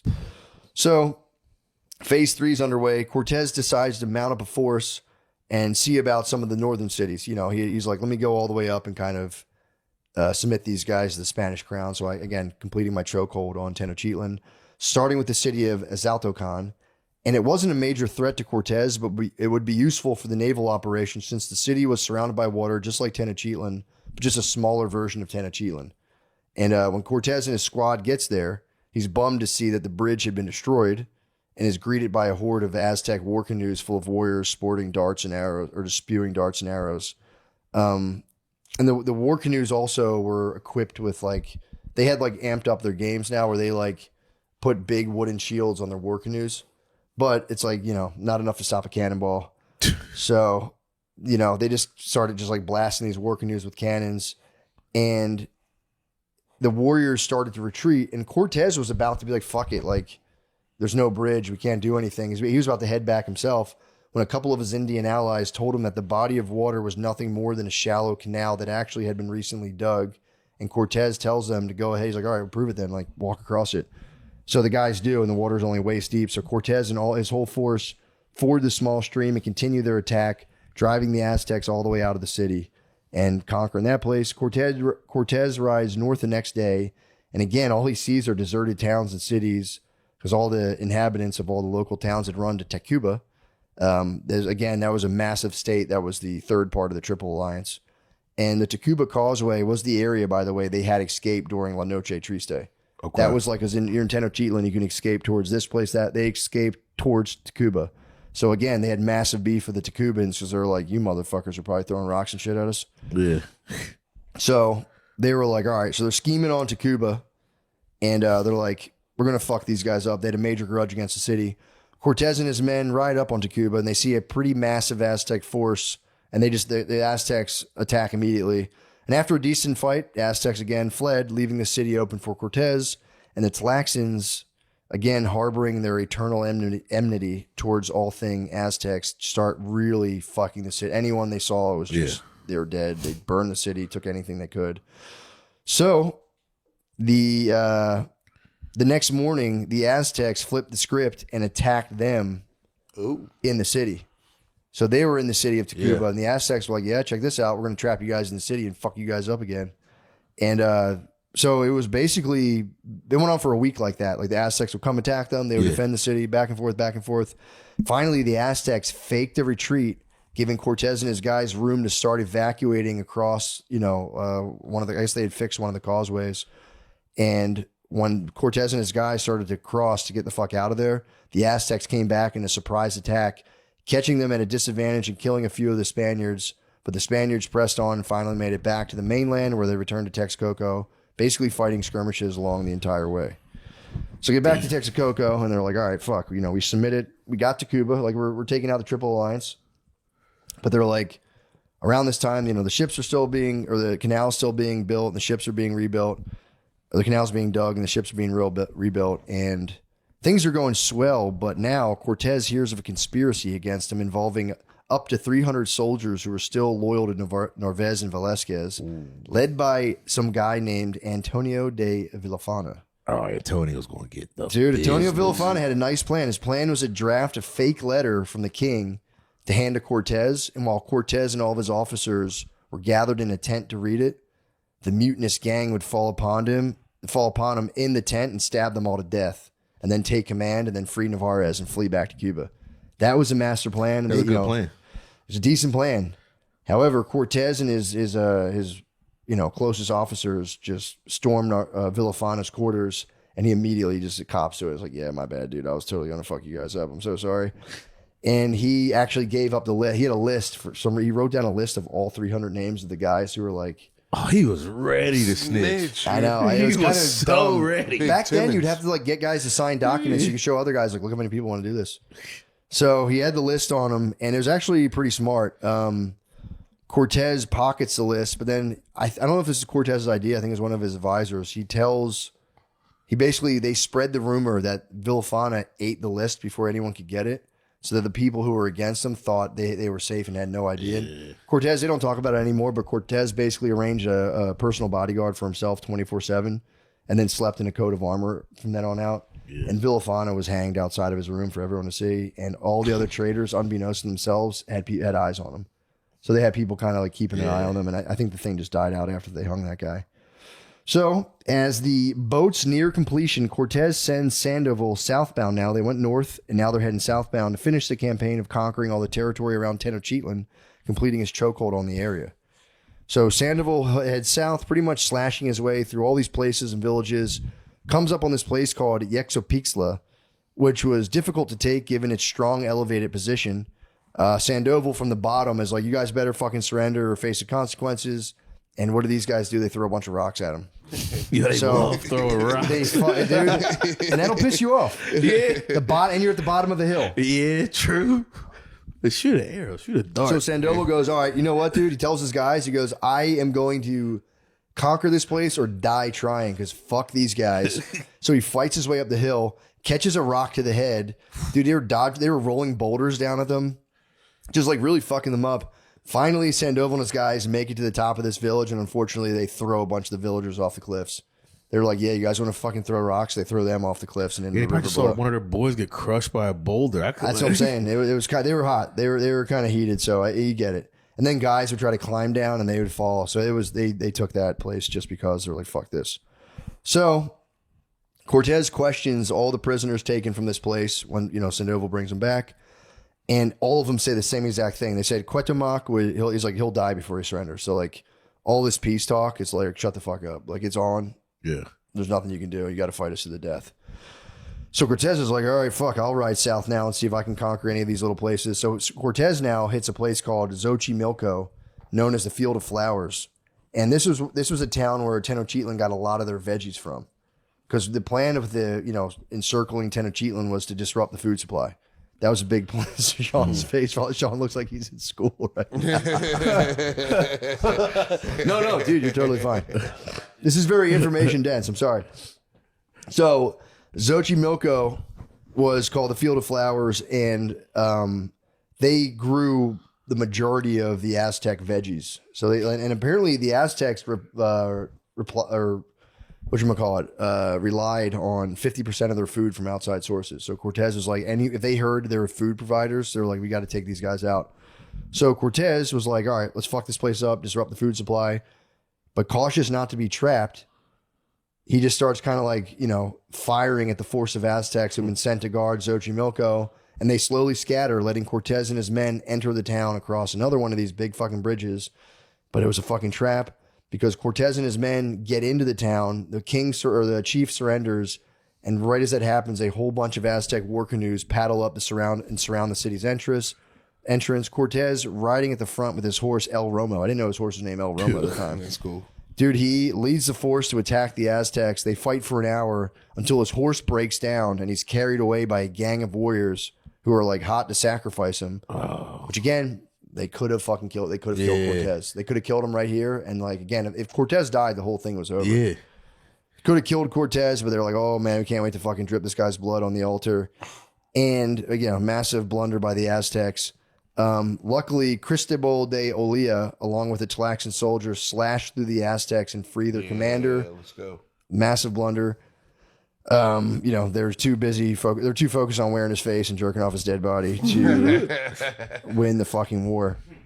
Cortez hops on El Romo, and the Spaniards fight through the throngs of Aztecs, lucky to escape with their lives, though they were still trapped in the city because all the causeways had again been removed. So Cortez is like, son of a bitch with these fucking bridges. Next morning, Cortez wakes up, the sunrise, climbs to the top of the temple to see kind of like what's up. And he's just like, holy shit, there's literally 10,000 Aztecs clogging all the surrounding rivers heading this way to encircle the whole city and just, fucking kill us. Cortez runs down the steps, tells everyone to get the fuck out of there now. Luckily, the night before, he had told the Tlaxicans to fill the fallen bridges. It's like, just start throwing fucking stones in there and just give us a little kind of a runway here. And they were able to accomplish it because they got the fuck out of it. I think they also had burned a lot of the city the night before, so they did destroy the place. Yeah. But they saw those Aztecs coming, and they were like, fuck this. And they fucking just bounce out of there. So the Cortez and his company head back to Texcoco. Mission accomplished. Now, as Tenochtitlan had been pretty much completely encircled, the surrounding towns either destroyed or loyal to Cortez. And upon getting back to camp, Cortez was met with another little bit of good news. Another wave of reinforcements had been sent, and the ships were also completed. Oh, heck yeah. Yeah, pretty big stuff. Pretty big stuff. That was reinforcements from Spain? Yeah, they got and Hispaniola. So it was it was like somewhere directly from Spain, someone from Hispaniola. So now we're in April 1521. Cortez has, again, completed the encirclement. Every major city-state around Lake Texcoco was either conquered, allied, or destroyed. The 13 brigantines, as big warships, were fully assembled in Texcoco, fitted with cannons or sails. The 1 mile canal had been dug, is ready to go. So at this point, too, he's got, they say 900. I think they had 1,200 Spaniards before, but they're saying he had about 900 Spaniards, 100 plus horses. This is huge. 13 ships, and also 80 to 120,000 indigenous allies, Tlaxcans, Texcocoans, and Chalcans. So he holds the war council in Texcoco, and Cortez, he's like, all right, the next objective here is either the complete destruction of Tenochtitlan or like just make them submit. So like we're going to completely fuck this place up. So this is the big battle. This is the big battle. We're gearing it, guys. We're at the end. We're fucking here, dude. Their siege begins, man. This is May to early 1520. May to early June 1520. The first thing they do. So one of Tenochtitlan's. They talked about this way early on. I don't know if I mentioned it. It was in the book. All of their fresh water ran from one single aqueduct. And Cortez had learned about it a while back. So he goes, okay. Cortez sent Sandoval with like 100 Spaniards and, several thousand of Tlaxcan allies to march to the springs at Chuetepec and just basically smash the terracotta pipes. Yeah. So they disrupted it, just in one easy move, cut all of the fresh water to Tenochtitlan before even attacking the city. Leaving the city during this entire battle, the city's population was drinking only brackish, salty lake water. Oh. So just recovered from the fucking smallpox. Yeah. Now they can only drink basically like poison, super salty water. Yeah. Yeah, not a great start. The 13 warships floated down the canal into Lake Texcoco amid trumpet fanfares and artillery salutes. This is like they're just like a hot start. Each brigantine had a bronze cannon. There was 25 soldiers. They had the Tlaxcan rowers are like, I bet you guys can't fucking row these boats. I bet you guys can't. Watch us. Watch us do this. By June 10th, the fleet had destroyed or dispersed virtually all Aztec war canoes, establishing total naval supremacy.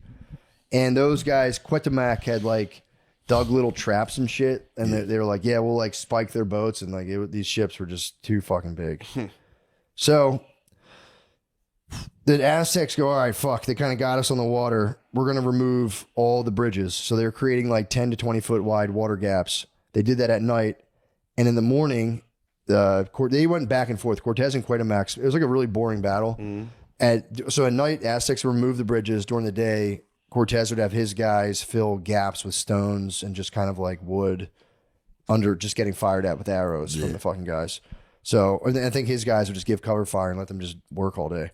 So it was just like during the day, they would advance. They would kind of go as far as they could and just start blasting like arrows and guns into Tenochtitlan. Yeah. The Aztecs would pull up on war canoes and kind of fight them back. And they just kind of went on like this, you know, this was like 75 days long. So they get into July now, just doing this kind of like just, you know, destroying the outer districts of the food. Just they're trying to like anywhere that had markets or food, they were like, we got to kind of disrupt this. So they would like come up with ships and kind of blast them with cannons. Yeah. They would just blast, you know, it's a really boring kind of battle. They had one at the Battle of the Broken Bridges, was 3 days of fighting across like a 200-yard water barrier. During this was kind of brutal. 60 Spaniards were killed, I think, when like a gap in the bridge collapsed. There's also the assault on the Templo Mayor, which is, again, they would like enter, they would rebuild the bridges and then enter the city, fight in the city and come back. At one point, Cortez, I guess his guys are getting bored, being like, dude, we've been doing this for a fucking month. It sucks. Cortez leads an attack on the main temple precinct, and after 3 days of intense powder, gunpowder charges toppled the twin pyramids of Huitzilopochtli and Toluca. So I think he finally killed the hummingbird god of war. He had enough of that shit. But again, it was like he had a Sandoval. All of his forces were split. One guy was going towards like the Tacuba Causeway to hit this place. One guy was going on this place. He was going here. So they're all just like going in and getting fucked up, going in and getting fucked up. It was like nonstop. And they're like, the Spaniards were actually getting hurt pretty bad during this. But finally they're getting closer because there was still one last marketplace holdout where all the, the Aztecs were getting all their food from. Because there was a pretty nasty famine going on this whole time. They had no water. And they were kind of losing food. So they were like, if we get this last market, these guys will just starve and they'll have no choice. So this was their last stand. The Spanish forces they finally converge on the great marketplace, but are kind of repulsed by super heavy losses. A lot of these guys die because they had they're inside of a city. So like the guys would sit on the roof and just drop boulders. Yeah. So you would like be fighting people in the streets and you just get crushed by boulders and there's nothing you could fucking do about it. I don't even see it coming. And the Spaniards, all they could do is destroy houses systematically. They'd be going through Philly and starting from fucking like 2nd Street and just destroying every house on the block all the way to West Philly. That was like what they had to do. And it was, you know, the whole time while trying to destroy the houses, they got boulders dropped on their heads. So it was a fucking... Were they fighting people down there at the same time? Or the whole time fighting below, getting shit dropped on you, blasting houses with cannons. I know some guy accidentally dropped a boulder on one of his boys. It pissed him off. Well, what happened was it just went on for so long. It's fucking summer too. It's hot. No one ever just like, fucking hot as hell. In armor. And Cortez was trying not to. He loved the city of Tenochtitlan. He goes, I don't want to. It's going to be my city. I don't want to knock it all down. This would fucking suck. By August 10th through 12th, Cortez goes, dude, just knock down every fucking place. Fuck this place. I hate it. So they destroy the market. The Aztecs by this point are like starving. They're just like not even fighting anymore. They're just like hiding and kind of surviving and, you know, dropping rocks where they can. Midday, the 13th of August, Cuauhtémoc, his family and principal lords attempt to escape the city. Like Cortez wins. It's over. He's like destroyed basically almost every building in the place. The guys are starving to death. Cuauhtémoc is like, all right, we're out of here. He tries to escape in 50 royal canoes, but he was intercepted by one of the giant warships, Garcia Holguin's brigantine, which it was funny because another guy stepped in being like, yeah, that was my find. And then Cortez stepped over him and was like, yeah, that was my find, actually, right? Because they had like military journals and Cortez was like, that's my credit. Give that to me. But he really stole it from somebody else? No, like one of the guys on the ship, the captains were the guys who actually intercepted him. And it was like, hey, write that down in the log that I was the one. And then his superior was like, actually say that I did that. And then Cortez eventually did it. But so they intercept Cuauhtémoc and Cuauhtémoc surrenders and is taken to Cortez, which is kind of funny because Cortez is like, bro, like what the fuck, dude? Like, why'd you make me do that? And Cuauhtémoc goes, bro, my dagger's on my side. Fucking stab me, dude. Like, I'm not going to do this shit with you. Yeah. I lost. Kill me. Just fucking kill me. And Cortez was like, where's the gold? He's like, tell me where the fucking gold and the treasure is. And they started burning this guy's feet. I think they spent like a day or two, like blistering this guy's feet with like hot embers. Yeah. He was just like, fuck you guys. At one point, he was like, he was credited being like, do you think I like this? That was, I think it's one of his final words. He requested death. He's like, guys, give me death. At the end, all said and done, Aztec military and civilian dead between 100,000 and 240,000. Spanish dead in the siege, 100. But again, there was a massive famine. Like, I didn't really get into how bad the famine. These guys were eating like dirt and lizards. Yeah. So like they were fighting this. They actually put up a good fight while with no fresh water and like virtually zero food. Yeah. So and like they towards the end of there, it was sad. Like there'd be like starving little kids would pop out behind the rubble and like they looked like skeletons. Yeah. They were like, damn, the Spaniards didn't really feel great when it ended. They were like, that was really fucked up. A lot of our guys died, and we just like decimated a village full of starving people.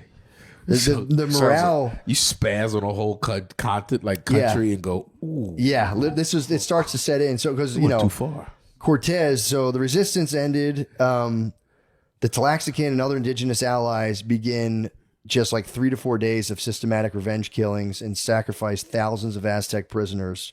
So there was like it's kind of fucked up because the Spaniards try to hold like a proper war celebration. Like, yeah, we finally won, but they're so fucked up. Yeah. But so the Spaniards ended up drinking, getting hammered for like 4 days, like blacking out again, just like really helping themselves to the local population of women. So they were having like a 4-day drunken rape orgy where they're also probably breaking off with the Tlaxcalans and like mass murdering people. The Tlaxcalans were eating human beings. They had like burning people alive. Yeah. The Spaniards and the indigenous Indian guys had a 4-day party that was maybe the most depraved thing ever. Like they said like it really kind of fucked them up. Yeah, it was rape, murder, a little bit of cannibalism. Skankfest. Yeah, they literally had Skankfest. They had again flaying of Aztec. There was Tlaxcalan nobles wearing skins and victory dances. It was widespread rape and looting by both Spaniards and their allies.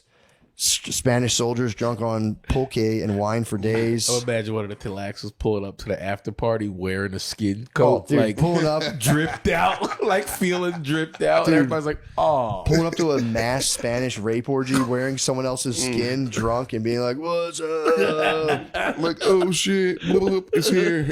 Yeah, very, very brutal stuff. So after the 4 days, and it's funny they talk about it in the book. Everyone's kind of just like, eesh, that was not the way. We already felt kind of fucked up, and that really didn't help us at all. Yeah.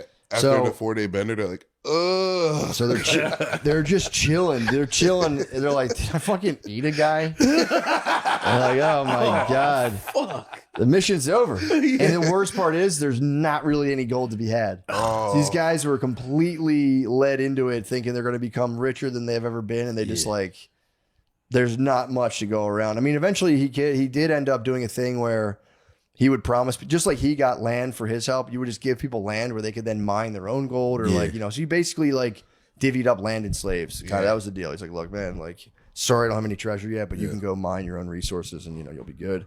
Which I guess was kind of a come up for those guys. But, I'd rather have a treasure chest than have a fucking slave farm in Mexico. Go back home. Yeah, I want to go home. I have a family. Now I have a slave farm in Mexico. Speaking of families, so we talked about Sweet Catalina. By the time of the party, Malinche had given birth to the first mestizo. Yeah. The first half Spanish, half Mexican guy, to our knowledge. Wait, Malinche was a guy? No, Malinche gave birth. No, he wasn't having sex. Malinche's a girl? Malinche's a girl the whole time. You thought Malinche was a guy? Malinche's a 13-year-old Japanese girl. Damn. No, Malinche's a girl the whole time. Yeah.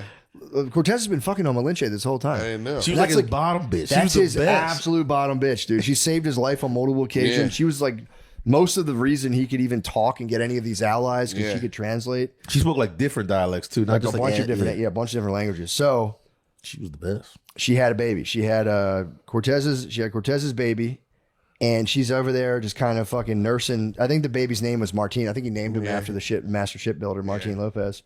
So she's nursing little Martin Cortez. Him and Martin might have been gay. Martin Cortez? They might have been gay guys. Martez? I mean, I kind of imagine Martin as a bit of a sweet boy, like a slick back hair, kind of like, yeah, so these ships will be wonderful. So maybe, who knows? But he definitely knocked Malinche up, has a baby. And Catalina Suarez, his wife, rolls up unannounced. Ooh. Dude. That's crazy. Rolls up unannounced. I think sees the infant is going, this motherfucker. Dude, after the big party, they're all chilling in like an Aztec temple or an Aztec like palace. Catalina like starts screaming at Cortez. They go away into Cortez's bedroom. Catalina mysteriously dies that night and was found with a ton of neck bruises. And they said it was an allergic reaction. Cortez choked his fucking wife to death. Choked her to death. She came all the way there to the party, and he was like, "What the fuck are you doing here?" And he choked Catalina to death because he didn't want to get married to her. He was forced to marry her. Yeah. And then she came bitching at him about him having a kid with Malinche, and he was just like, "I just took over Mexico," and he choked his wife. One more surprising body? Turn. Yeah. I mean, but it was after the orgy, dude. He did the fucking nonstop orgy. That's also the worst day. You're partying, and then all of a sudden, it'd be like us partying in Tokyo, and then all of a sudden, all our babes showed up. Like, how'd you fucking get here? And you imagine, it'd be like if you partied in Tokyo, and Tokyo was like, "Yo, dude, Tokyo's yours." Yeah, You guys rule. And like, wait, I have a baby now. You're like, what the fuck? Here's the key to the city. So, and that was his tale. He fucking took Mexico. Cortez also, like, he became famous. He was a famous guy, but he, after Mexico, he from 1530 to 1540s, he spent the next 10 years in a series of failed expeditions. He tried to take Honduras. It was a complete disaster. He explored Lower California and also Algiers. But like, he just like a bunch of guys died. Like Mexico, it was a one-hit wonder. Mexico was like a crazy amount of luck. All these other places, it was a fucking disaster. In 1540s, he returns to Spain seeking recognition, but everyone's kind of like, yeah, dude, you were kind of cool 10 years ago. But he had like washed up ex-quarterback energy. Yeah. So like he was like, he actually died kind of broke. He didn't have a lot of money, but he was the man though. Like if you roll up, he'll be like the people were like Cortez rules, but he wanted an audience with the Royals, and they were like, dude, you're a fucking Buccaneer. Like, you're a Buccaneer. Thanks for Mexico. But you're a fucking psycho. Get out of here. So he never got the status he was seeking, but he was a legend, dude. Yeah. He was a local legend in the pub. So everyone was like, Cortez is the man, but, again, so his wife. Up, drink for free. Yeah, it's drink for free. Everyone, obviously, you probably could tell the sickest stories. Malinche, this is kind of where are they now? Malinche ended up dying 1529. She died kind of early. She died way before Cortez. Pedro de Alvarado, he conquers Guatemala and El Salvador. Nice. Yeah, and he dies 1451 in a war when he got crushed by a rolling horse. Ooh. Damn. Yeah, and then Mexico City was founded in 1522 on the ruins of Tenochtitlan. The lake is gradually drained in 1600 to 1900, and the modern city continues to subside because of the compressible lake bed. I don't know what that even means. That just was in the footnotes. But yeah, that's where we have Mexico City now today, and that is the tale of the conquistador Hernan Cortez. Killed his wife at the end. I didn't see that. They just glossed over that in the book, and it's like, what? He killed his wife at the end of the party. Her pulling up like that is so seeing the kid being nursed. I could see her, and she probably said some. 1500 Spain. She probably said some like really racist shit to Malinche. And Cortez was like, "Bro, you have no idea what this woman's done for me." But imagine I don't even like you. How surprised he was to see her pull up. Like that had to be like. That can't be fucking her all the way over here. It's been following on the heels of a drunken slave orgy. How long is it? How was it was like 3 years, 2 years, 4 years? It's a couple years. I think it was like 2. I think the whole thing took about 2.5 years. She didn't think he was gonna get some pussy, right? I don't think she didn't know what the fuck. She thought he was gonna be gone for 2 weeks. Oh. So he just dipped, dude. He was supposed to be gone for 2 years. He was supposed to go on a simple errand, and he just took over Mexico. And became literally the legend. And he again could have just walked off the field, but he just went on 10 years, and just so many people died working for him. Because he probably was like, "I'll get you guys glory," and people followed him all over the place. He just got fucked up. Came back to Spain and they were like, bro, get the fuck out of here. Go home. He did. He died with, he got a lot of high fives. That's all. He never got a lot of money. And he died kind of penniless and, but he was a legend. So More like high a fives Nick are nice Foles. though. high fives are sick, dude. Yeah. Sitting in the bar and just telling nonstop stories. He probably, that was the book. Imagine his own tale. His own version was probably crazy. So that's it. We did it, guys. Hey, cheers, dude. One last time. We've completed. That's the new tradition. When we complete the tale, it's just nothing but a cheers. But flights, I sometimes will bust out Shower? I might bust out a night shower before the flight. Before the flight? Yeah. I don't even wipe my ass before a flight. Dude, you see I think Spirit banned PJs on the airplane. What do you mean? Wait, you can't wear Spirit Airlines kind of did pull your pants up. Oh, they did little no bit, yeah, I jerseys, swear to no God. do-rags. They did the clip. They're like no PJs. What? I kind of, for real though, I'm with that. No, that's crazy. Just put on No sweatpants. Like what? That's what I was saying. It's like put on some sweats. Just put on sweats are more comfortable Sweats anyway. are PJs. No, they're not. Not for real Sweats, PJs. no, dude, wearing sweatpants and PJs in public are two totally different What do you things. mean? Like just the checkered Flannel pants? PJs, Yeah. yes. Yeah. Flannel PJs. man. It's they're saying like, dude, no more. Because it's also they're like, maybe people stop wearing PJs. People act a little nicer and more courteous. And it's like, damn, dude, you're dancing around it, bro. Dude, they put Spirit in a bus stop out here. Like it's like, come But on, you still dude. don't wear pajamas out. That I'm would on wear It should be a for $5 fine. to wear If you caught with in public. pajamas, a policeman should write you a $5 ticket. Put it on They my go, ticket, dude. Put it on my Oh, tab. man. Throw it on the tab. I didn't get cheeks one time when I was young because this is when I learned to know I was in pajamas in public. Pajamas I'm not in gonna public. lie. And I saw this girl that I was like talking to, but we didn't smash. And then she saw me like coming out of my friend's house in pajamas. But this is like 3 p.m. You know what I mean? I clearly was in my pajamas for the morning. And like I texted her, she was like, "So I saw you earlier today. Your fucking pajamas." And It's over. it was over. It was pretty much. It was more words than that, but it was Yeah. like, that was it. She had more words, but she's like, one day you'll see. You'll go to Spirit Airlines. And my favorite to see at the airport is I've seen women just wear basically their underwear on the plane. Have you ever seen that? Yeah. It's kind of crazy when you go, what the fuck? I go, ooh. Yeah, I mean, Sluts on the plane. All these sluts on this motherfucking plane. yeah, that's been an issue too. Ladies have got in trouble. There was one lady who couldn't board because she was just like her whole ass was out, and the pilot was like, "Nah, you can't. You can't bring your ass. Can't bring all that ass. Can't bring your ass onto this plane like that." Dude, my kid fucked me up recently. I was like sitting there. I was doing something. I think Brittany was washing our one kid's hair in the sink. Maya, the older ones, and then the younger one was just on the couch watching TV. And I went to like hook her. She was like, "I'm cold." I went to like hit her with a blanket, and she popped up, and she had her pants down. Her ass was out. And I was like, "What the fuck are you doing?" She was like, "Just been scratching my butthole." And I was like, "Yeah, get the fuck up and wash your hands." She's like, "I like how it smells." I'm like, "Dude, get up, get up." I was like, just completely dumbfounded. Like, no, it actually smells bad. And she's like, "No, it doesn't." I'm like, "Yes, it does. Asses smell bad."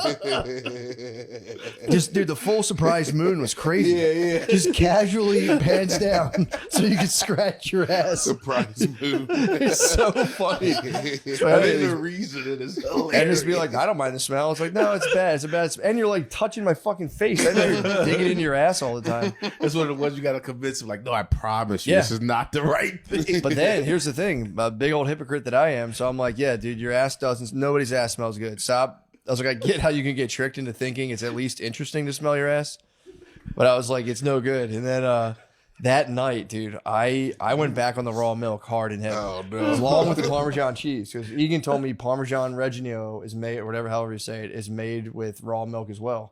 I didn't know this, so I just been crushing Parmesan cheese, raw milk, and a ton of steak, which apparently cooks up the most Yeah. insane farts. Those are So I- diabolical farts. Dude, they're like, no, literally, like, they're the types of farts that like you get like mad at, like really mad. Because of the smell or the It sound? smells so bad that you're like, dude, what the fuck's wrong with you? They got Ozempic farts. Yeah, pretty much. It's almost to the point where it's like almost innate, where you're just kind of like, get away from me now, because like you're sick. Yeah. I'm scared of you. Get away from me. And like, so I lay there. I'm in bed. My wife passed out, and I'm just like laying there reading a book, and I just start, dude, like 30-second long hot farts. And I'm going like, I have no business. And if I have a hot fart that I can tell, like it's coming, I will do the courtesy of getting out of bed and I go to our closet and I fart in our closet. And I chill. I do a 10-second like chill. So it doesn't follow you. So it doesn't follow me in. I give that much courtesy because sometimes I can get like, it's not all the time, but if I have like a fart attack like that, it could be a good like 2 hours of the night where like I would completely change the atmosphere of our room. So I was like, it was one of those nights, but I was wake like, up, it's all muggy. the windows are fogged.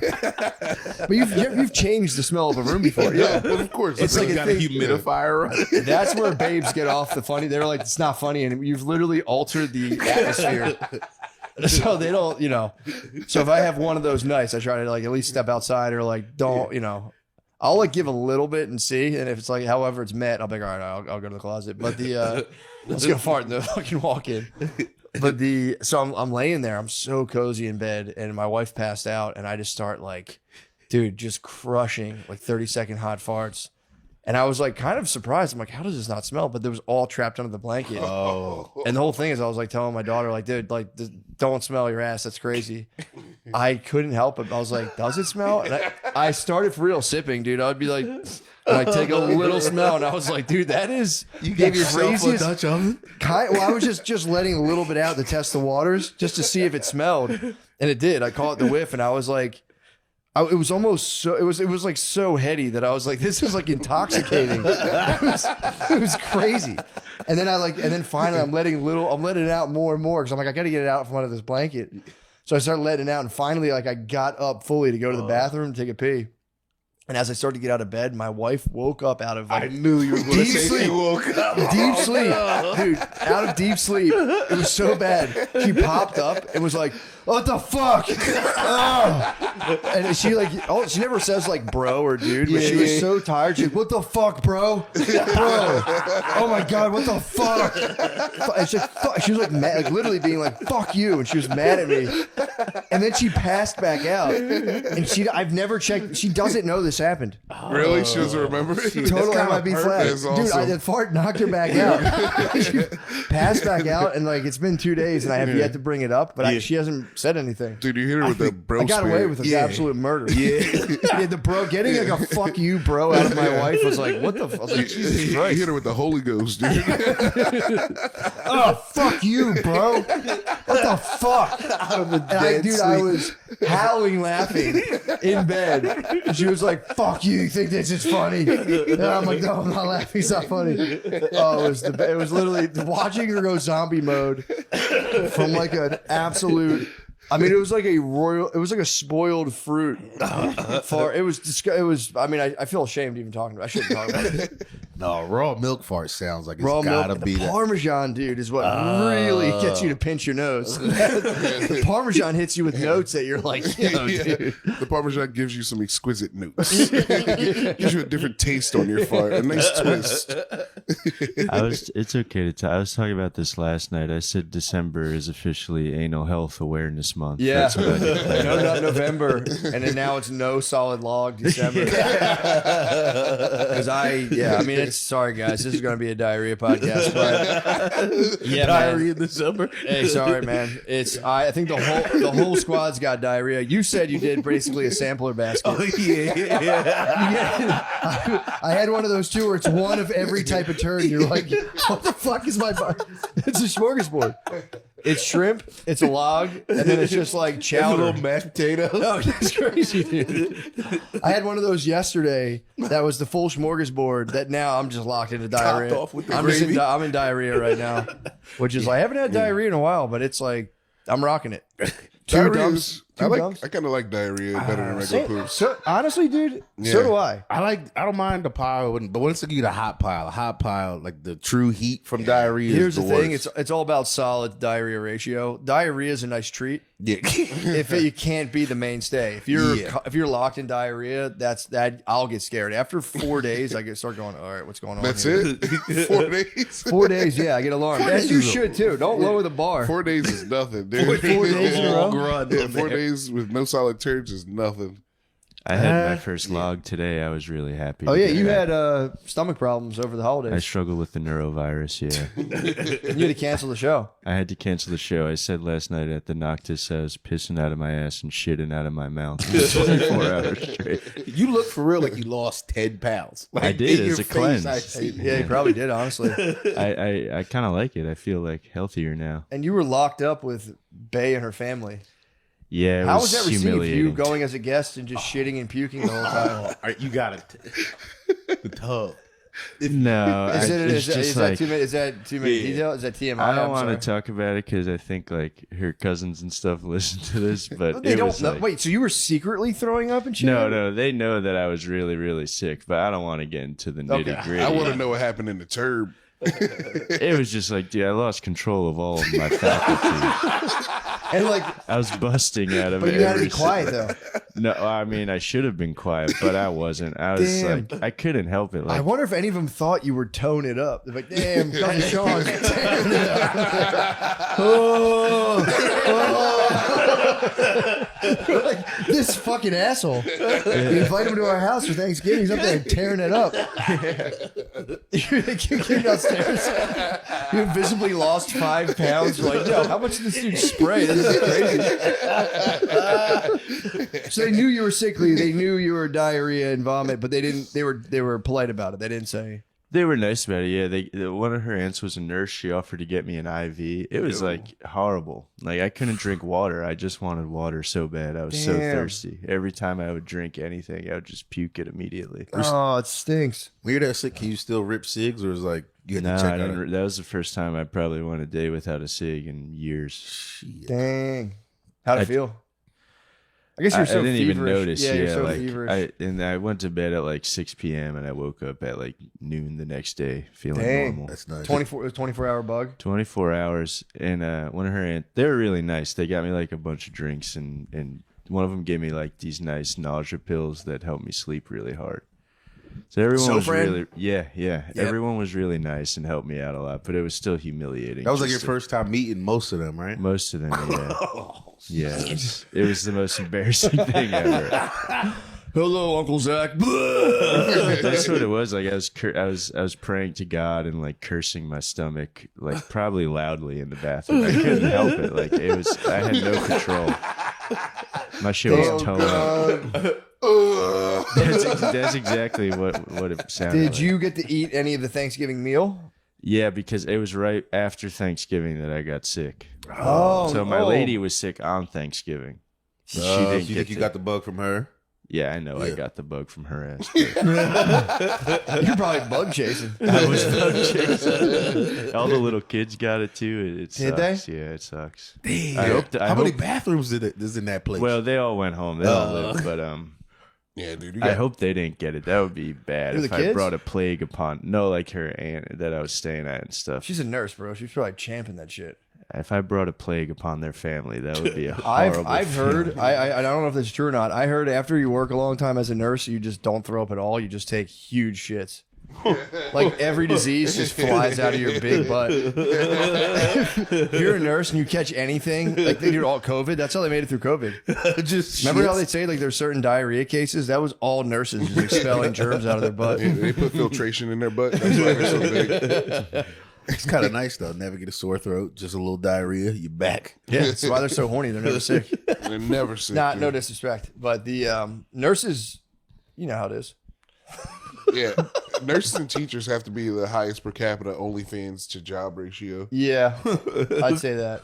I didn't know teachers were as naughty. I know nurses are certainly Teachers teeter and they hide it. I think I've naughty. seen. Dude, we had a teacher in an all boys school who just had massive tits and just buttoned her shirt down and showed them to everybody all day. And you can't tell me that she wasn't completely getting off on that all the time. We had. She was like worshipped by the whole student body. We had a teacher with a. She was a white lady with a fat ass, and I want to say her name, but I don't want to do that. But Yeah. she like leaned against the chalkboard one day. She was always kind of flirty with all the students, but she leaned against the chalkboard, like just leaned back. She had chalk on her butt, and she did we told her, and then she goes, "Can y'all get it for me?" And Everybody ran up. it was me, my boy Freddie, this boy Stampede. Andre that just started like hitting it with that, and it was kind of the best.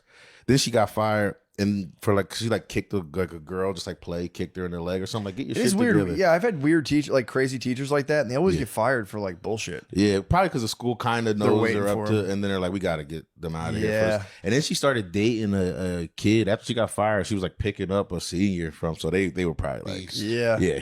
That's why crazy. she got fired. That's the real reason, probably. Yeah. It's also funny to be a principal and be like, you have to bring like your council of administrators and be like, the history teacher's a giant whore. I don't know. She's a giant perverted whore. She cannot be contained. She's a pedophilious whore. They just walked by the room and saw you guys smacking chalk off her butt. That's crazy. She did that. It's for real crazy. It didn't even hit me. You know, it's one of the things when you're young, you don't realize how crazy it is. You think about it later, like, No, I had a teacher in high school who How was old just. was the teacher? Do you know? she was young. She was like, that was like her first real I'm a teacher teaching job. She was like 25. You have to give her. Tops. You have to give her an a chance for that. Yeah. But that was 9th grade.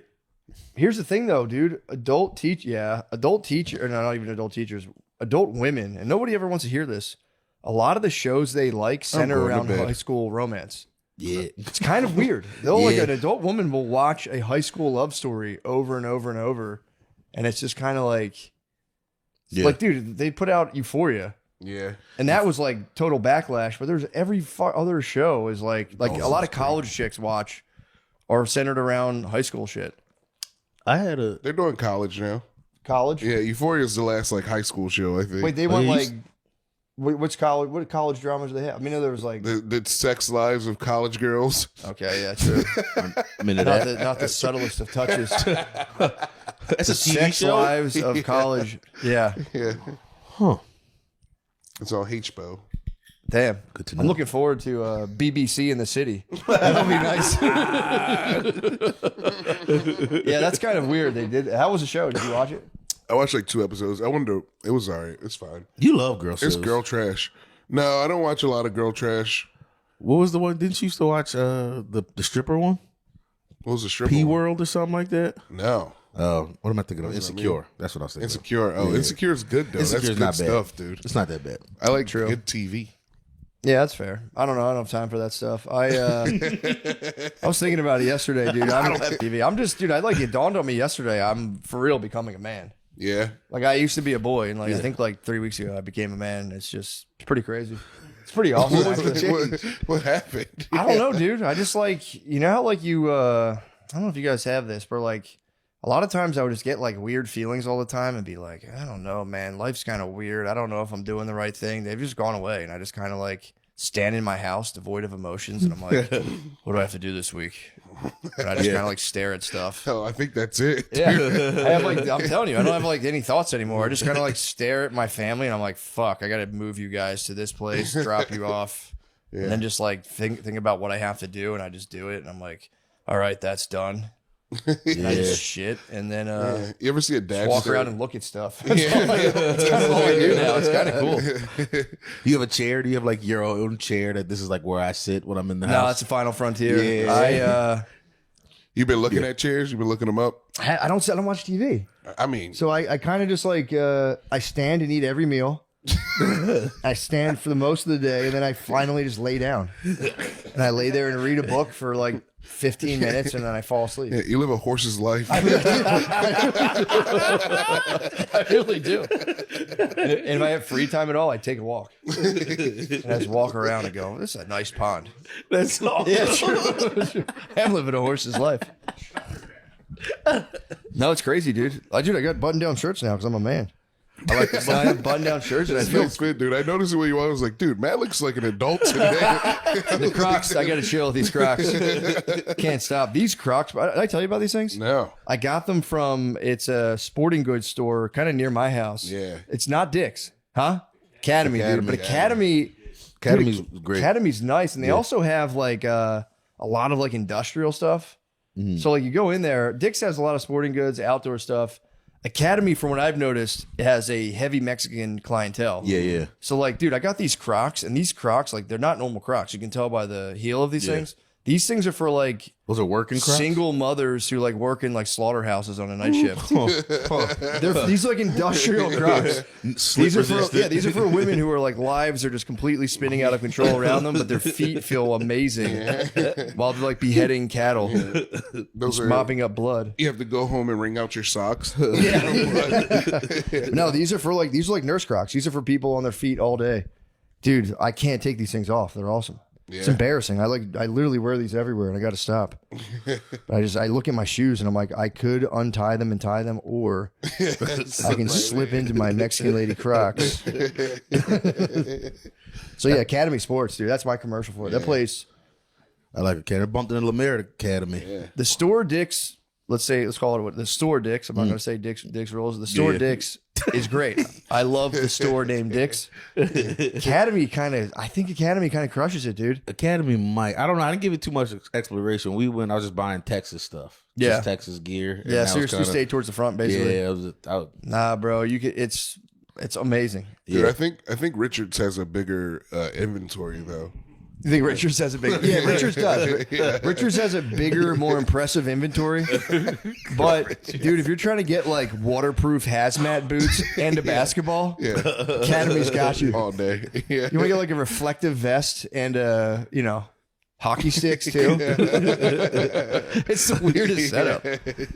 They do have all the like Carhartt in the back. Yeah. And they have no like Dick's is like set up nicely where it's like it's just white walls and just crap. Academy, go there's just white bright walls. Academy feels like Kmart. Yeah, like how Kmart used to feel. Just sports Kmart. RP. Telling you, man, these. I mean, look at the fucking heel on these Crocs. This is crazy. For a second, I thought I heard you rip ass. No, that's a chair. With the weight of the couch when you went back. I know. No, I literally can if I rip past this. That'd have been too alpha to put your leg up mid podcast. Although now that I'm a man, I could have ripped ass. And I don't even know. And I'm like, yeah, maybe I did. Yeah, it's kind of nice though.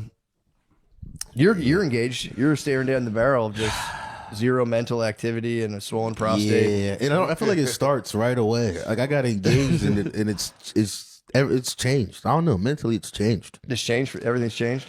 Something, but I don't know what it is. Like I can't even put my finger on it. It just does feel different. I don't like when she brings up. She's gonna hear this, but I don't like when she calls herself her fiance. I hate the term fiance. I hate it. Yeah, I don't like the term fiance, especially if you have to introduce her in this next however long you do, a year or two.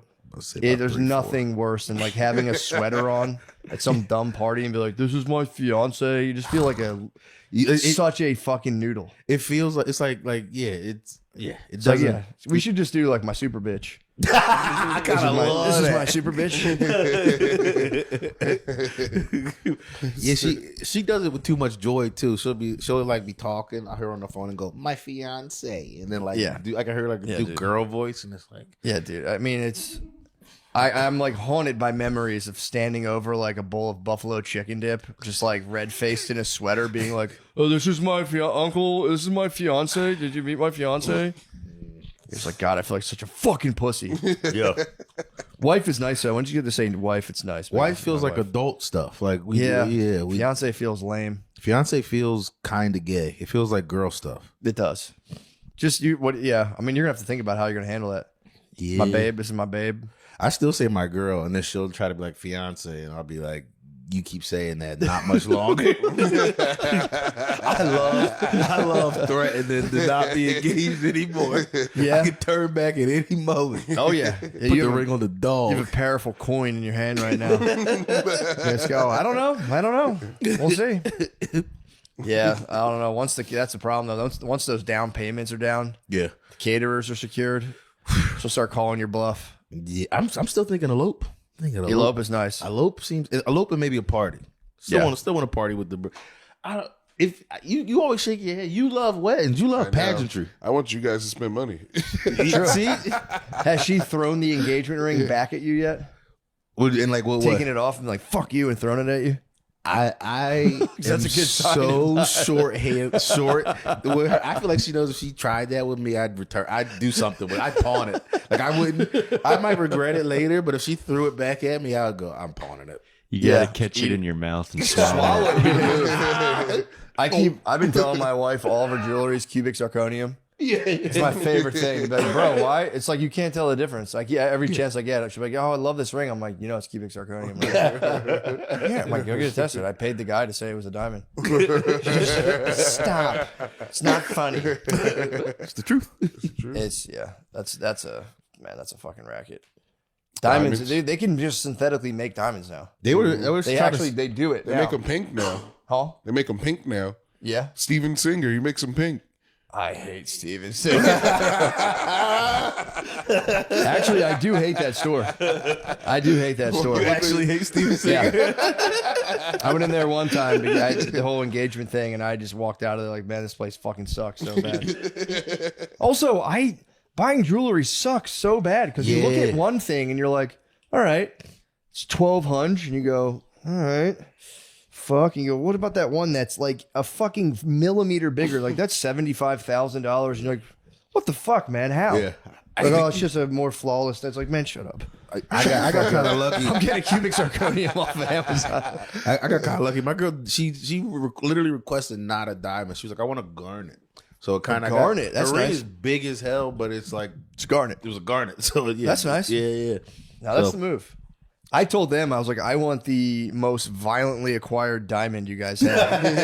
I was like, I want a little card with like the body count. I want to see the child soldiers. Did anyone lose their hand? Yeah, this was I want to see the naked children who cut their penises off by taking this out of their mouth. Sir, let me give you this Boko Haram ring. It has the blood of 1 million children on it. Their souls as well. Yeah, blood diamonds are underrated. Yeah, they really are. It's just like, Dude, it was good, dude. It was good back in the day. what? Blood diamonds, it was good stuff right there. Already? Don't they? I guess, I don't know. Maybe all the diamonds, I think they're all got like mined for the most part. They just sit in warehouse. They sit in like De Beers warehouses now. They're doing blood cobalt now. Blood cobalt? Blood cobalt, blood copper. The cell phone? Yeah. That is That's the shit funniest they're thing, mining. how everyone always goes, well, your cell phone's actually made by slave labor, and everyone goes, yeah, whatever. I need that, so I can't complain. It is kind, I mean, it's And one of so those are my things. shoes, and so are my pants. Yeah, true. Yeah, it's one of those things you hear about and you go, well, all right, fair enough. What happens in, Guam is none of my business, actually. I'm more of a states' rights guy. What happens in Guam is really none of my business. Dude, But- they're still, China's taking over Africa like crazy right now. Still? So yeah, they're almost done. Really? Yeah, dude. Oh, did you see the guy in Namibia? His name's like Adolf Hitler Nkwanko, and he got elected as president. Adolf or some Hitler got shit. elected in or China? mayor in Namibia in Africa. I mean, man, that's pretty wild. What are they? It's pretty crazy to think about. Like, do you think the Chinese like interlopers have set up like little corner stores in Africa and sell them tiny bags of chips? Yelling at everybody who walks in. Hey, they teach a bunch of African guys how to squat and smoke first. That's like step one. I don't know. Do you think Africa will rise up against the Chinese overlords? No. The Chinese overlords mistreat I've seen videos of them like smacking them with sticks at construction sites and shit. Really? Like just real snapping, just hitting them with big ass like What? not like kendo sticks, but they look like I don't know bamboo, but they got to be shipping the bamboo in. Dude, what the fuck, man? I They're mean, shipping in the bamboo. That's just kind to of smack fucked up. That's people. fucked up. We are smacking sticks. Is that a real thing? Are they really? I saw that years ago. I haven't seen it probably since like it was like peak COVID time when you're all on your phone and I was seeing. Let me see. They got the friendship out of there. Then they took over all the mines. Now they're fucking killing us. It's the technology. See, my thing is, you really think America would let that happen? Yeah. Yeah, They will let China take over Africa, or you think they're going to let them do it and then take it from China? I don't know what the I don't plan think is they're because gonna- they've been there. They've been there Yeah, I for a think we're little just going to bit. leave them over there. We're going to go after Venezuela. We're going to South America now. You think so? Yeah, we're about to take their resources. Okay, I'll take. Yeah. It's closer, I think. What does Venezuela have? Oil? Oh, yeah. I'm going to get that motherfucker. Oh! Yeah, I heard they got yellow okay. cake. This is that shit where they trap these African nations in unsustainable debt, and then they take their natural resources. America's been doing this forever too. Yeah. They really So- did just steal our playbook. Yeah. Yeah, but I just I feel like America kind of knows what's good, what getting's good, because America's been on this for fucking ever. giving people being like, we'll give you loans to do infrastructure. Then they go, oh shit, you've defaulted. We're going to take all of your natural resources. Yeah. So you think America was like, we don't even need what You're like, Africa's got? We can either take your resources or put a McDonald's right here. I don't know. I'd have to consult my sources high up in the government to find out. I was pretty hyped. We did unveil a new jet that looks better than anything I've seen China put out. What, like an F? They got like a hypersonic jet that took its first flight, and that's pretty. It looks crazy. Hypersonic's fast as Yeah, hell. it's Yeah, I don't know how you can have a person in. It's got to be. There's just some guy sitting there. That's pretty cool. Yeah. I don't know. We'll have to see what happens with China and China. Africa. I feel like if we did ever go to like real to blows with each other, it's gonna be the craziest thing of everybody unveiling their secret shit. Because we just show off B-2 bombers now, like it's not our it's It's not, old dude, shit I think now. that's why they're waiting for aliens, because they're like, we got so much cool shit to take out on the aliens. Dude, I honestly think if we wait 30 more years, China's population is going to be old as fuck. Because they don't have a lot of kids. It's already old right now. It's already fucking old. So I think America's just going, yeah, guys, do your thing, do all the work for us. Once you guys are old as hell, we're gonna swoop in and fuck you guys up. Dude, you think until- China might be doing a thing where they're like, all right, we're gonna crunch time too. We gotta fucking. But, dude, we're about to be old as shit. We gotta make a move. Those Afro Chinese are going to be crazy, though. Afro Chinese. Yeah, it's going to be a lot of Rui Hachimuras. Yeah. Damn, The they ladies send are the gonna be- Blasians. That'd be tough. The blade. If they're down there just creating Blasians, that's gonna be tough to ignore. Shit. Dude, thick Blasians. Yeah. Yeah. Yeah, dude. Crap. You think Blasians are better than just regular like black white mixed people? Like we're talking strictly ladies we're right doing now. mixed Like conversation? doing mixed conversation. Hot, like hotness. Blasian lady, black white lady. Black white lady is more common over here. So Sure. So Here's a combination you never even really thought of: Chinese Mexican. That's Yeah, a but crazy there's a one, lot of gonna look- crossover. There's a lot of crossover. No, I swear to God. Yeah, that's one that you like. dude. Yeah, If you mix fucking yellow with, rice. well, sorry, that's a bad color. You know what I'm saying though? If you mix like yellow and orange, Yeah. you're not gonna go, what the fuck is this? You're gonna go, yeah, it looks just like those two colors. It looks like yellow and That orange. was I didn't mean to pick that color. I was trying to think of like green with blue. I'm like, He's no, talking that'll- about rice. You know what I'm saying? Yeah, red Cool. beans. And I'm just yellow talking beans. RGB. I'm trying to talk RGB primary colors. Okay, so now we're going to take a short break and get into something that all you sports fans will love. The More or Less segment is brought to you by Prize Picks. You and I make decisions every day, like right now. We're all thinking about making sure we choose the right gifts. But on Prize Picks, being right can get you paid. There's so much sports action during the holidays, and on Prize Picks, whether you're a football fan, a basketball fan, or a fan of both like me, it always feels good to be right. Now let's get into this. Who's looking good? And who is looking horrible for the holidays?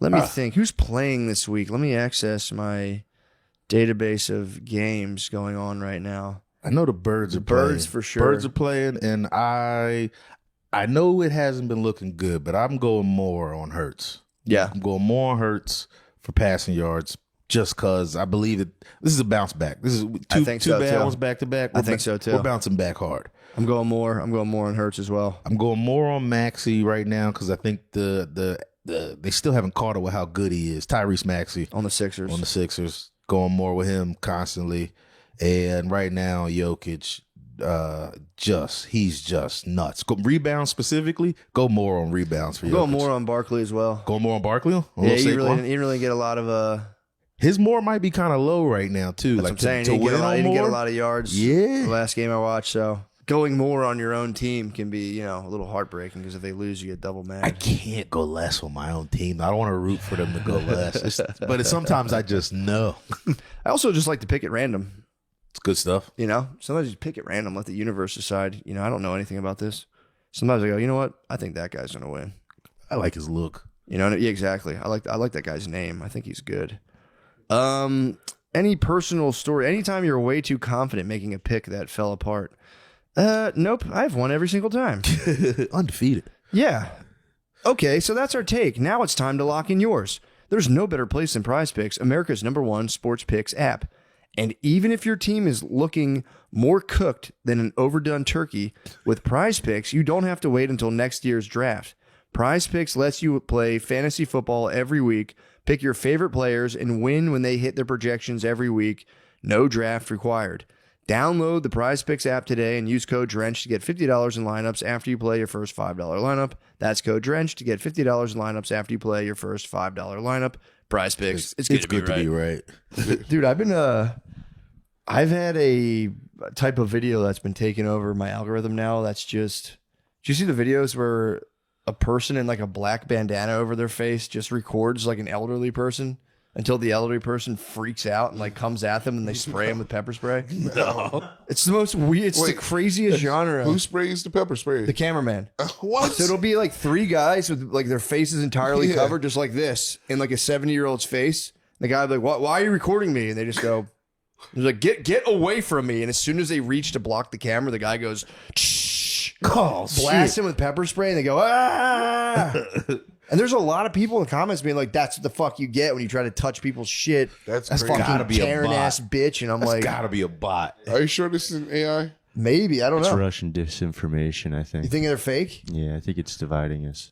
I don't know, dude. I could see I've seen a lot of rage bait, and I'm like, that does seem like a way, because I watch a lot. My whole algorithm for the most part is rage bait. It's people going into like Lowe's and Home Depot and like bumping into an old guy's shopping cart and just going, get out of the way, you fucking asshole. And these dudes snap. So if you put a camera in that same guy's face, he'd probably snap as well. Yeah, you're probably right. I hope it's fake. If it's fake, that would be a relief. Because I'm watching it like, this is evil. This is like really mean. This guy's like pre-dementia. I get crazed. Do you ever see the rage bait guy who goes up to people's dogs and goes, man, look at that dog. I just want to suck on its nuts. And he starts screaming. He goes, man, look at that dog's nuts. I just want to suck on his nuts. And he screams at the people with their dog in the park. It upsets me. We're going to have like a public health talk about rage bait.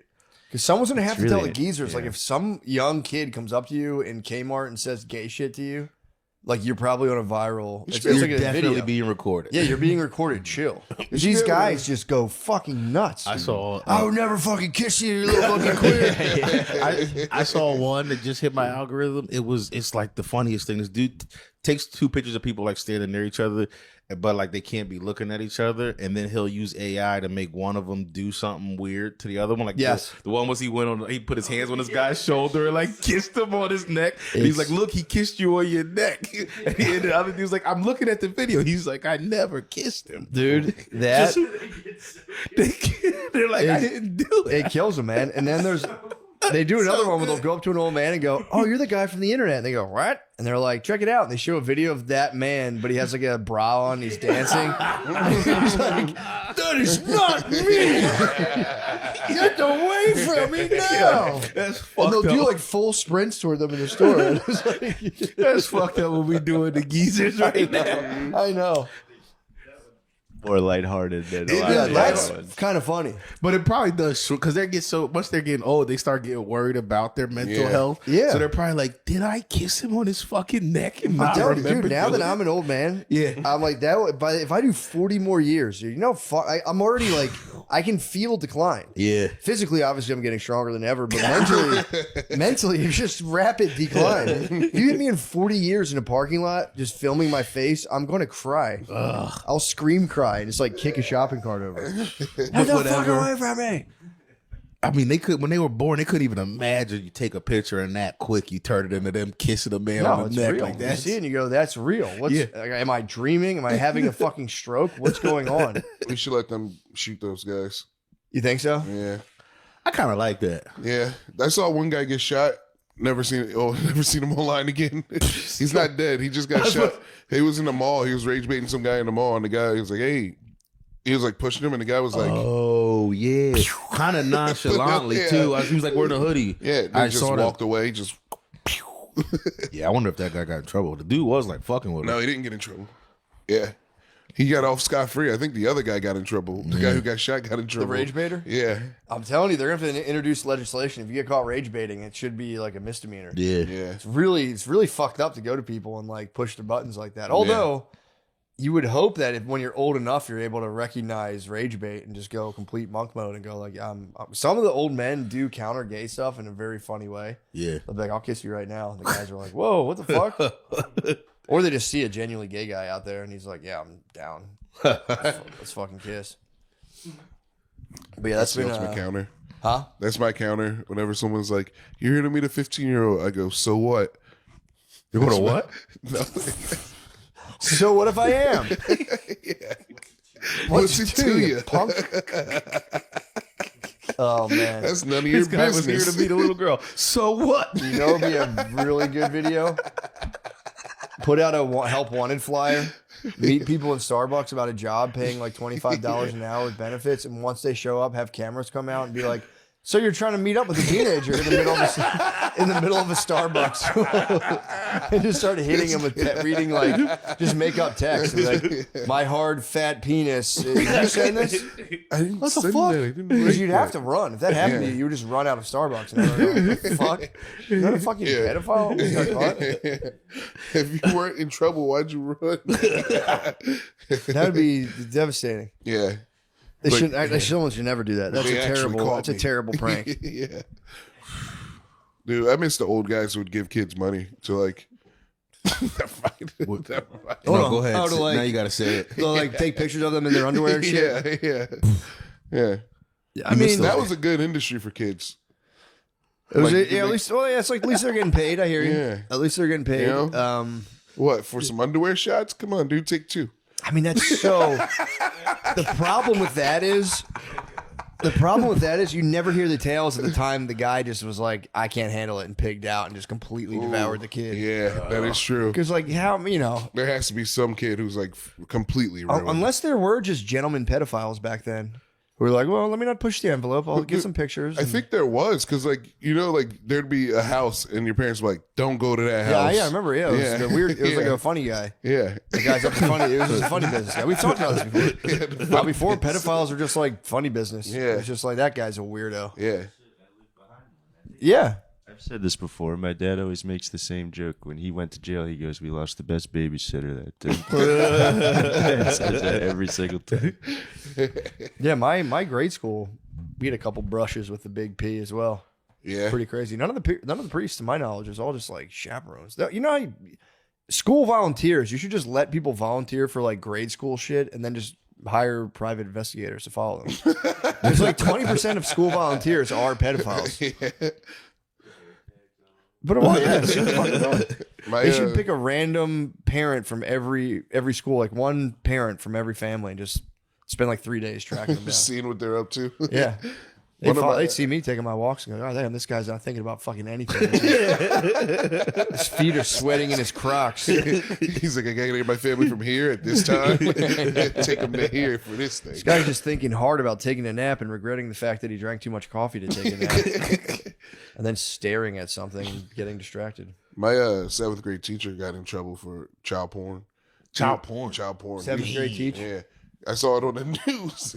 Damn. You know what's worse about that, too? When a teacher gets caught for, like, pedophile stuff, then you get to go, okay, what grade did you ask to teach? And you know exactly what his thing is. Yeah, you know the age. You fucking pervert, man. Yeah.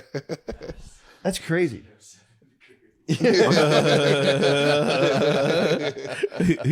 You're doing all these diversity and equity programs. You're like, we gotta diversify this population. This is.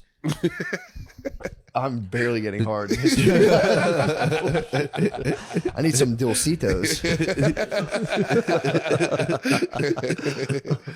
Did y'all ever have like the old dude picking up the young lady from school all the time? What, like high school? You're talking? For me it was middle school. I remember this Middle school? I remember maybe the chick got left back a year. She Puerto Rican? But Dominican. Close but enough. her dude used to come and he had to be like 25 or older. What? And he used to like pick her up from school and walk home. They would walk home together. And Sure, wasn't her older brother? no, I was definitely. She would tell everybody that was my boyfriend. Oh. Like she would say it. He snapped on me and my boy Khalil once because we were sitting at the corner store and they were walking past and we were like trying to just make fun of her. Not even about. Hey, I don't yo, think it was you're one of the things we like. pedophile. You don't. You were just like your boyfriend's so old, basically.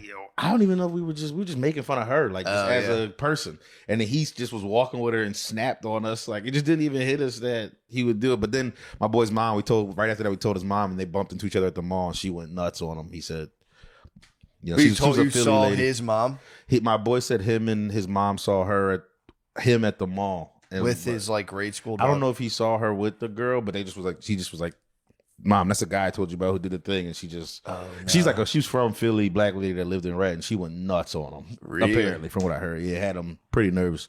Yeah, yeah. Well, that's what happens when you. I mean, you probably thought shit was sweet. Yeah, I mean, he kept picking her up from school. Picking her, yeah, that's crazy. Like he didn't even drive. Like he would just walk to the middle school and walk. But he was like 20 something. If The guy was a fucking pedophile. When you're younger, maybe he was younger than that. He was definitely out of like school age, but the youngest he was 19, and I'm remembering him looking way older than that. Might have been 45. He for real, like I'm remembering him looking 30.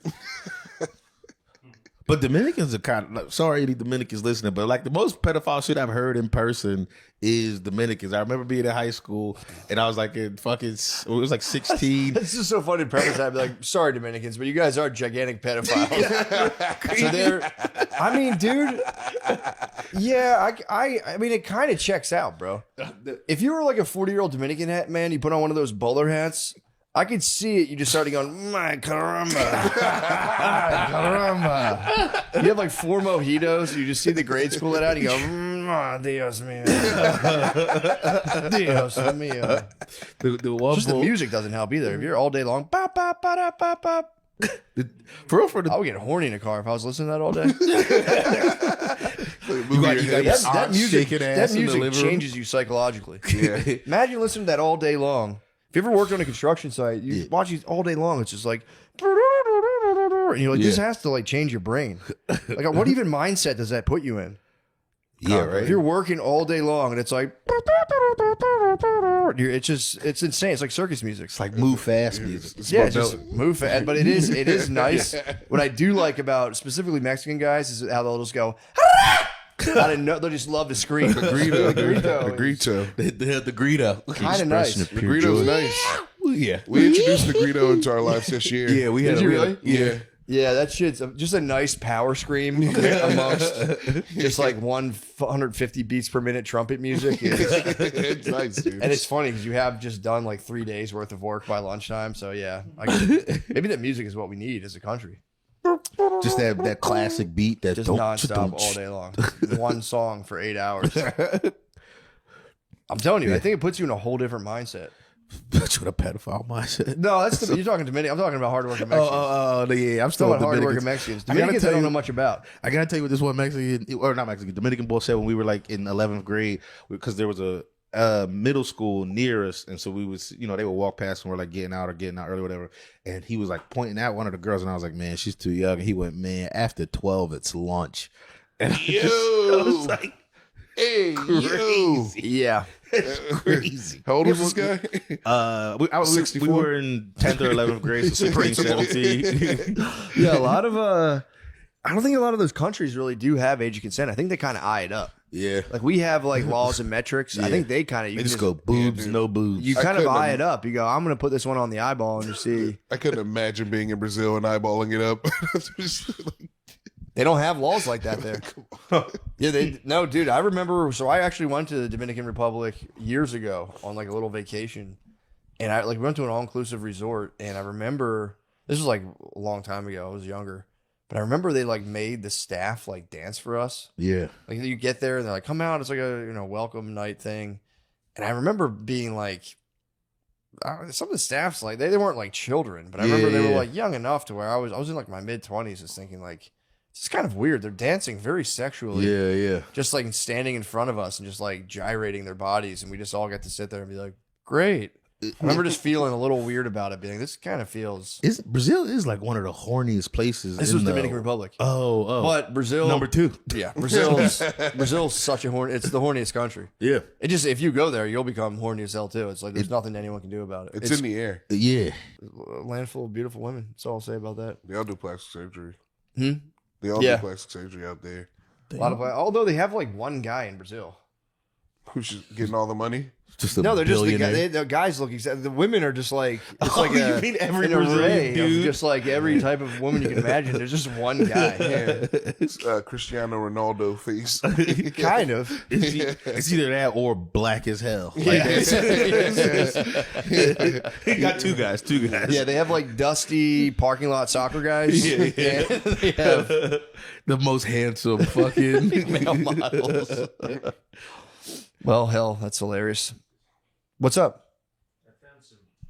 Interesting information. The Dominican Republic has an age of consent of 18, but Mexico's federal age of consent is 15 years Federal. old. Holy Yeah. shit. Damn, the Fed stamped that. Japan is 13. No, they Yes. changed that. Are you sure? Yes. Jesus, yeah, Lemaire. they did change it. I'm glad you're keeping up on it, though.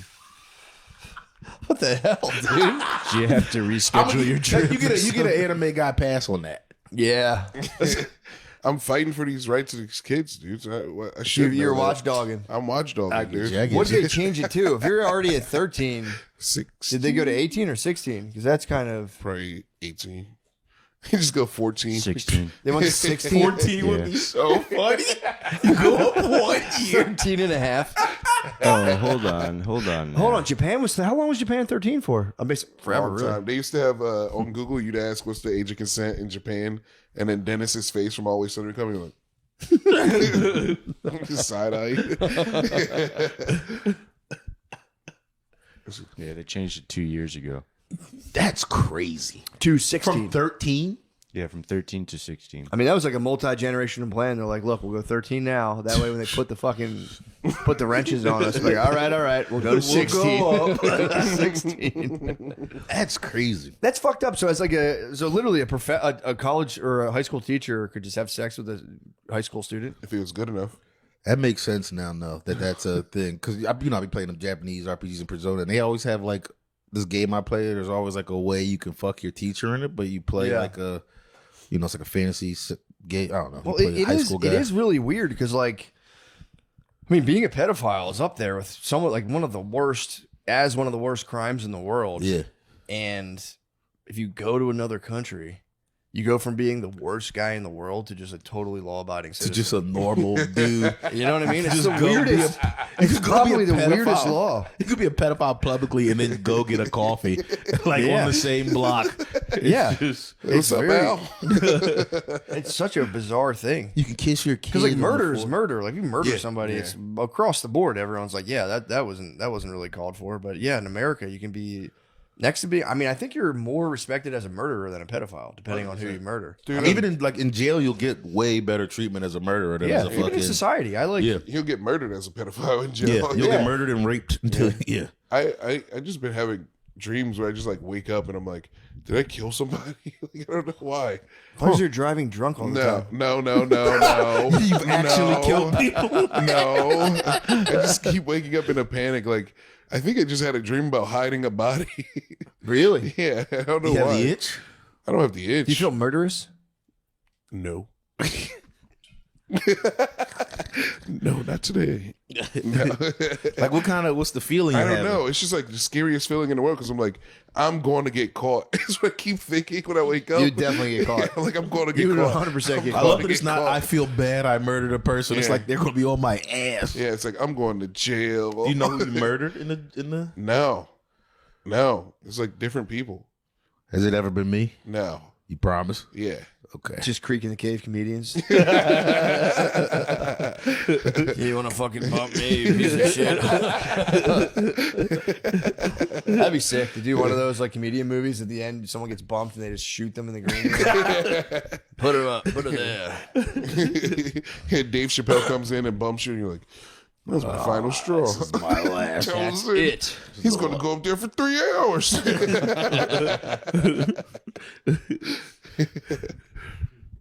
Yes, sir, Bob. Oh man. So everyone, we can all establish we all got diarrhea. We've discussed the age of consent globally, and yeah, is Japan the lowest? I mean, I think if you hit Chinese-controlled Africa, there's probably like Oh yeah. Yeah. I'll look it up, but I don't feel good about Dude, they looking just it up. like You're out. You're definitely about to get yourself on the list. some guy just stole like I got nothing to a hide. bunch of girls from a building in Africa. really. Yeah, they're always stealing girls in Africa. Yeah, girls do get scooped up. Yeah. So it's one of the last countries an honest man can go steal some ladies.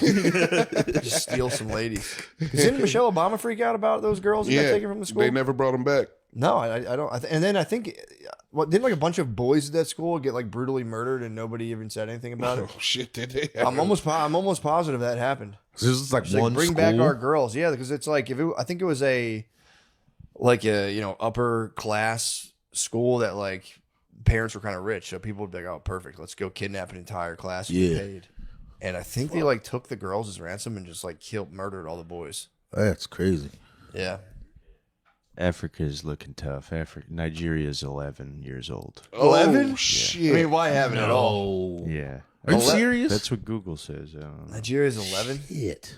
That's devastating to find out. Nigeria, that's crazy. Oh That country man. stinks anyway. Angola, Also, yeah, I Philippines and mean, Angola, 11's 12. crazy. Nigerians. Like, it's not even lunchtime yet. I mean, it's funny to be in Nigeria and dating a 10-year-old, and they're like, "You fucking scumbag, you fucking piece of shit." Wait, you started talking to her when she was 10? You piece of shit.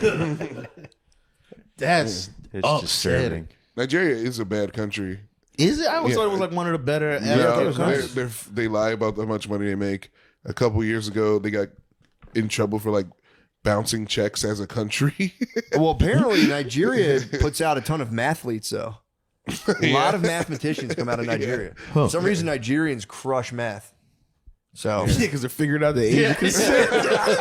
what's the square root of 18? 11. Yeah. Huh? No. What'd you say? Change the subject. I just found out another fun fact. Yeah, let's- for come you. on. Yeah. Do you know the MMA fighter Khabib Nurmagomedov? Yeah. He is married to his second cousin, and they had the same surname before they got married. Really? Yeah, that's, Second So cousin. she's Nurmagomedov. no, I think she just She's not kept gonna the hyphenate. name. Yeah, Second cousin? sorry, that's No, been I on mean, my mind second lately. cousin, it's not ideal for sure. I don't think they have many options in Dagestan though. Yeah. You go third cousin. That's not even a thing. Third cousin's just like your friend. Oh shit. No, I mean, third cousins. I think like though when you marry your cousin, it's like chances of birth defects go up like 3%. It's not like a massive. I thought it was just like automatic. You were getting, Yeah. Don't they do that in a like? Lego guy. That's still a weird one to show up to the family meet, like the family reunion with, like. We Is love it- each other. I mean, it is for sure, but some. I mean, in history, it was like the coolest shit you could do. It's like you marry your cousin. Everyone was like, great choice. Dude, if you have a hot cousin, No I wealth. was kind of yeah, fortunate stays to not really constant. have hot cousins. what'd you say? I was kind of fortunate to not have hot cousins. I don't have one cousin you- memory You of didn't, being you like. didn't covet any of them. Yeah, I that's- didn't even like in my head go like hot cousin. I was never a big cousin guy either. Thank God. I was never. Now, I imagine if that was your twist though, and you were just completely obsessed with having sex with your cousin. Because there's guys out there, I'm sure, yeah, that happens to. 100%. What do you think about that? Huh? What do you think about that? No. Hey, dude, your age consent in Japan speed take is might have been with the Dalia Snapchat. Wait, what?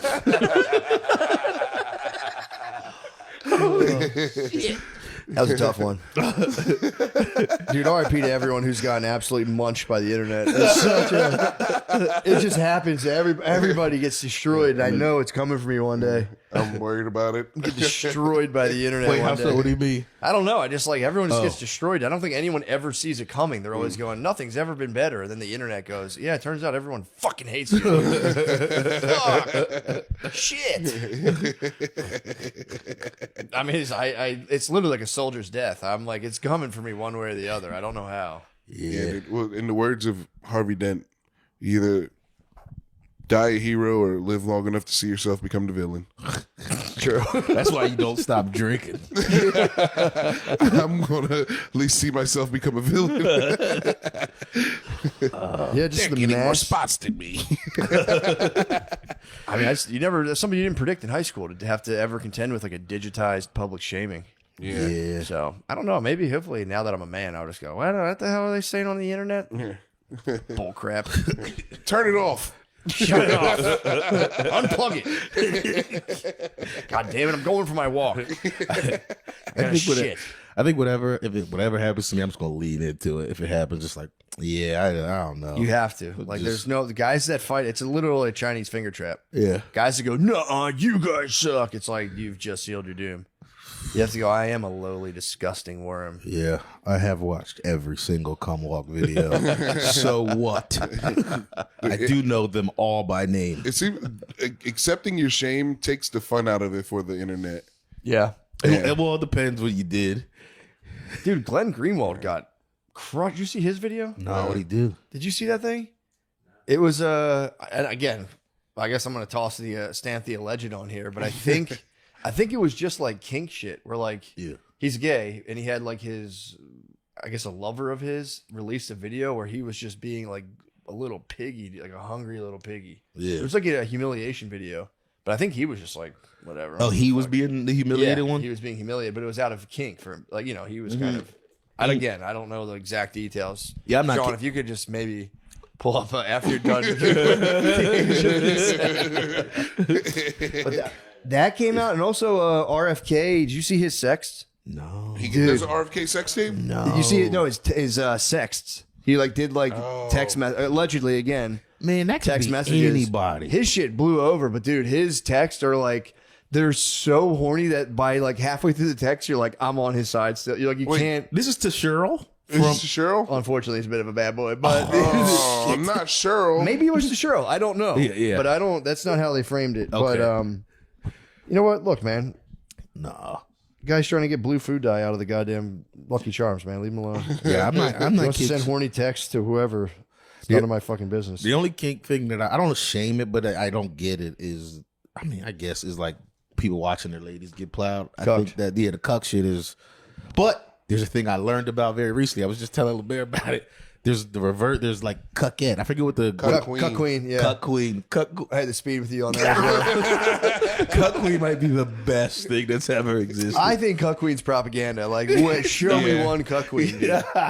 Where are they? That's not an actual porn lady. Yeah, where are these fabled Cuck Queens? I know. Just being like, yeah, do it again. I've been hanging Got an out with a lady, exception. and we decided we're gonna have a free use day. A free use Really? day? Yeah, That's pretty nice. that's pretty cool, right? What's your thing going to be? Like, I don't know. yeah. How long are you going to last in a free use I day? I know. feel like that's what you bust one out in the morning. You're like, well, Yeah. checked out. I can go. I thought okay. That is a private matter. Sorry, guys. Hey, man, I'm glad for you. That sounds good. Yeah. I thought, Sounds fun though. Yeah. yeah, sure to be a hoot. Free. No, I like it. I was interested in the free use day. What's your plan? Yeah, that's a good question. Plan is to just show up, do it, to hang out. But here's the thing: do you get to direct her positioning? Because where is she going to be? That's the question. You don't know. Is she going to be stuck? Is she going to be just frozen? Like, Stuff would be nice. No, he's frozen. Is there going to be a sex doll on the bed, and you think, and then you move it, and then it's her? Like, how is this going to go down? No, that's the thing, dude. It's like it's just whatever. You just have a day, and then whatever's happening during the day, you're like, Is it reciprocal? That's my question. Can she freely use you? oh, you get your own day. Really? Yeah. What if she takes it to like a realm of kink you're not ready for? Nah. You're gonna get You stuck can't- in the you can't- dry. I set my rules. man. You can't violate the free kink. I set my Oh, wait, rules. you're also free use. Yeah, I set my rules. Yo, free use as a dude would be so. I'd be so nervous. Yeah. Especially after your day of free use. But then it was also like my turn to be like, I don't know. We should talk about this. What are your rules? You can't be inserted? No butt. No butt. No butt. What if she tries and you're just not in the mood? Slap her. But it's not free use. No butt whatsoever. No butt. Can't even tickle you. No. No butt. Sean, did you find any of that stuff about the sexts? It was a poem allegedly sent to Olivia Nuzzi. Newsy. Bro, it's the best. It's very erotic. Yeah, let me see if Please I can read get it, back Sean. to it. Okay, I'll read it. Can you read it with prose? I'll try. Wait till you see. It's really. I like started hearing it, and I was like, by the middle of it, I was like, you know what, man? I kind of tip my hat to this guy. I got it here. Your open mouth awaiting my harvest. Drink from me, love. I mean to squeeze your cheeks to force open your mouth. I'll hold your nose as you look up at me to encourage you to swallow. Don't spill a drop. I am a river. You are my canyon.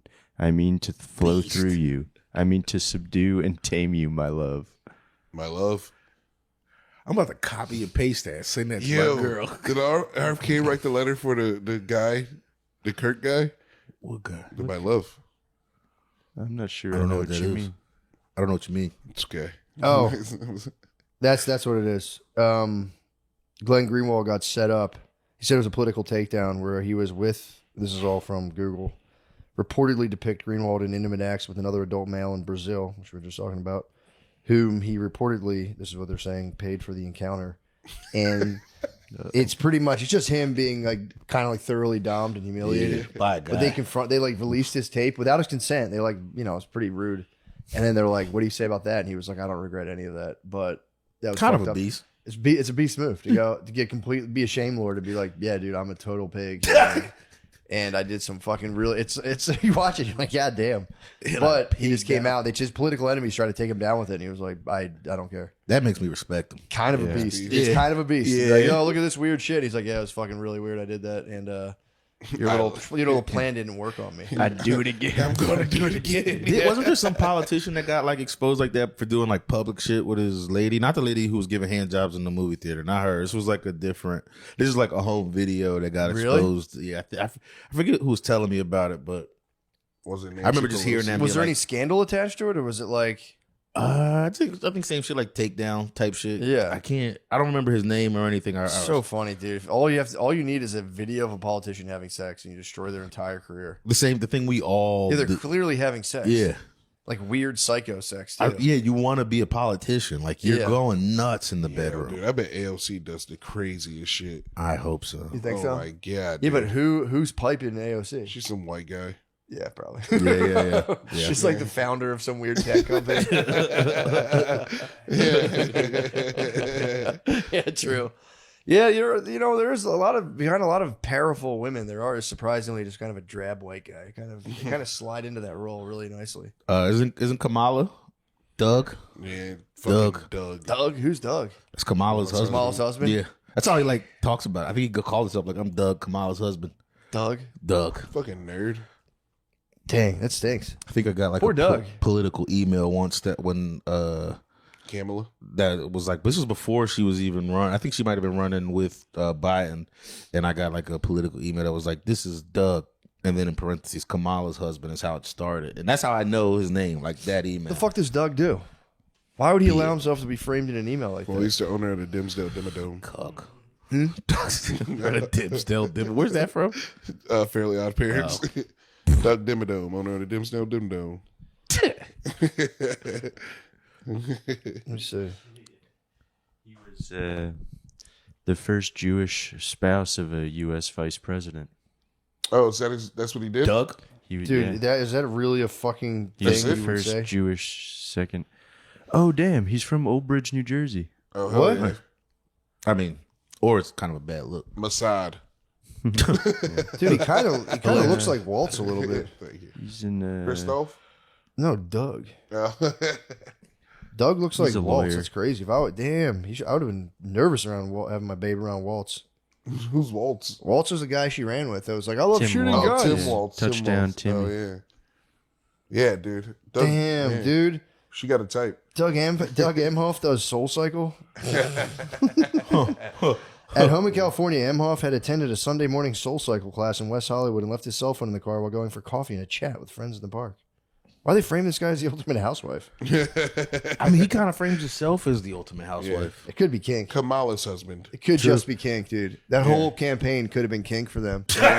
She goes out, loses. He's just like, I'm just your sexy little fucking boy. I'm your little homeboy. Kamala does drink. I can see it, dude. Yeah, I as soon as one person was like, this lady's drunk, I can never unsee it. I'm like, oh, this is a drunk lady. Yeah. Honestly, one of her more likable things. Yeah, to me. she's just drunk. Yeah, She should have really leaned into that. Like, I'm fucking hammered. I don't know what the hell I'm talking about. bruh, come on now. I would have heard like it would. I'm dumb. That would have got me. I'd have been like, she might President. be. Yeah, Yeah, leaned into that little bit of George Bush action. Yeah. You know, well, I'm just a drunk old whore. Dude. it would make me believe she could get things done more. Whores get things done. They do. Like all throughout history. Yeah. Whores get things done. It's undeniable. I want to see that tape between her and Doug. It's got to be the steamiest, dude. Doug's just in like a little rose petal bathtub. Kamala.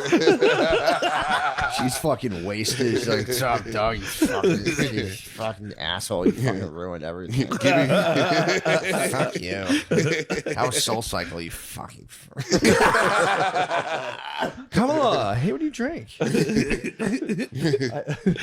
I just had a nice lunch with friends. What a weird PR angle to be like, we're just going to make her husband a total pussy. They should have just been like, they should have made him like, because they try to make Tim Waltz a badass. Yeah. I've been so mad if I was Doug. It's like, wait, why does Tim Waltz get to be like a hunter badass? Yeah, and I have to be. I'm just a little peg boy. An at-home fucking peg boy. I'm fucking cuck. Beyond. I think he's almost beyond. I'm getting cucked by Tim Waltz over here. He's basically wife play. He's going. Yeah. Tim Waltz is like, I love shooting guns with my children, and I was in the army. Yeah, man. What the fuck? Yeah, didn't he not Dogs do and any of that stuff? I heard there was. You never know, man. Look, Yeah. Lemaire, on the campaign trail, things get dirty. So who knows what's what? I'm really not looking forward to the election of 2028 because it's like 2020 and 2024 were so depressing that 2028 is going to be, both parties are going to unleash, I think, a new psycho. Dude, but this is the Maybe a young psycho, a double young psycho. This is battle. Trump's first year, though. Dude, he's not getting reelected. That's what I No keep. fucking That's what we way. were just having this He's conversation. not getting reelected. It would make people too mad. Like that's not what He's America's also just about. he's just lost his juice. Once they hit him with the Epstein shit, and he was like, forget about that stuff. I think that he really lost a lot of his juice. But I'm saying this is his first year as president. yeah, I know he could do it. He Fucking, could technically he do still another got one. like 3 more. Wait, why No, do he you could do 2 more. He could do 2 more. He No. could do 1 more after this. No, Why he's can he president do- for 4 years. Yeah. Oh, yeah. My bad. Why can he do another term if he was already Because I president? think. I don't know, but they said, I honestly don't know, but I think they said he can do another term technically You also, no, he can only do 2. because they're not consecutive. Because he did Yeah. one. We had Biden, and I think for some weird reason he can do 2 more now. They're like trying to make the legal argument that he can. Yeah, But it's like, dude, we got to move on. It's like we can't. It's going to be forever. This guy's going to dominate We can't have a entire. 90-year-old dictator. yeah, He's dominated a whole decade. yeah. And it's like, he was funny. Yeah, he was obviously funny. But now it's like, dude, please. Yeah, new guy. I'm curious the moves they're going to make, if they're going to go back old school, like prim and proper, or if the new thing is just fuck that guy. It's Mom I Donnie. think it's fuck that guy, bro. Yeah. Or maybe Mom Downey. Yeah, Donnie's maybe more of like a Gavin Newsom gets. He's a leather jacket Democrat. they're trying to make Gavin Newsom so fucking cool. He's a podcast, That dude. guy needs to He's go. one of the normal guys like us. He has a fucking podcast. Gavin Newsom needs to go lay the fuck down. Like, he needs to shut up. But the problem is, I'll say he is the perfect politician. He's just like a weird, smiling psycho. Yeah, but Who like I'm saying like, I don't, I'm not a fan of Yeah. him, but it's also like you gotta give it up and be like, man, no, this guy was born for the role yeah, of California governor. yeah, he fucking tanked the state, and now he wants to tank the country. But yeah, we'll see, man. I don't know. I think maybe they'll run Vance. They could run Vance again. It feels like he's been making a play because he's been out doing his own shit recently. Dude, Trump's. What's he doing? He's been campaigning. He's been porking. No, what is it? I don't want. I feel bad for even bringing it up. Oh. Just his relationship with the widow of Mr. Charlie Kirk. Right. That's a nasty thing you would say. Hey, I'm sorry. Forgive me. Well, Sorry. Yeah. Final words. I think we're gonna slide into the Patreon. By the way, I got you guys a little gift. I'm Patreon. excited. It's the final installment of the Thank you. Conquistadors, and I'm gonna display a little gift. I'm excited. I'm excited too. Display a I'm little also gift. excited to hear how it all ran. I mean, I kind of know, but Yeah, but how it's it gets there. surprisingly it was way more in detail. So yeah, we're about to slide into that right now, and thank you everybody. Thank you for listening, and keep your spirits high during this holiday season. A lot of people think about killing themselves. Enjoy your during Christmas. diarrhea For whatever in reason. December. People on Christmas want to kill themselves, but I don't know. I get it. Yeah. I do get it, but also at the same time, it's like I like. We just lit up our Christmas tree. Yeah. Makes me so happy. I see the lights. I go, it's the best. But then sometimes at nighttime, it's just you downstairs. It's dark. You look at the lights and you go, maybe I should kill myself, actually. Don't kill yourself. Don't do it. Don't kill yourself. It's bad. I'm getting an elf on the shelf. That's going to be a big thing this year. Dude, So don't get sad. Do you get sad on the holidays? uh, Well, you're about to do free use. You don't care. You're having a good holiday You're about to be already. elf on the shelf, dude. Yeah, don't get sad on the holidays. Lemire's on his knees. That's gonna be you.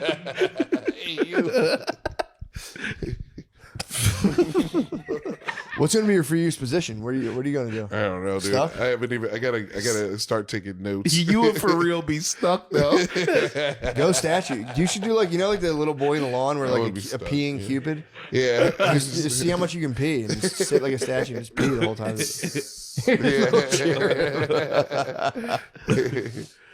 Well, see you later.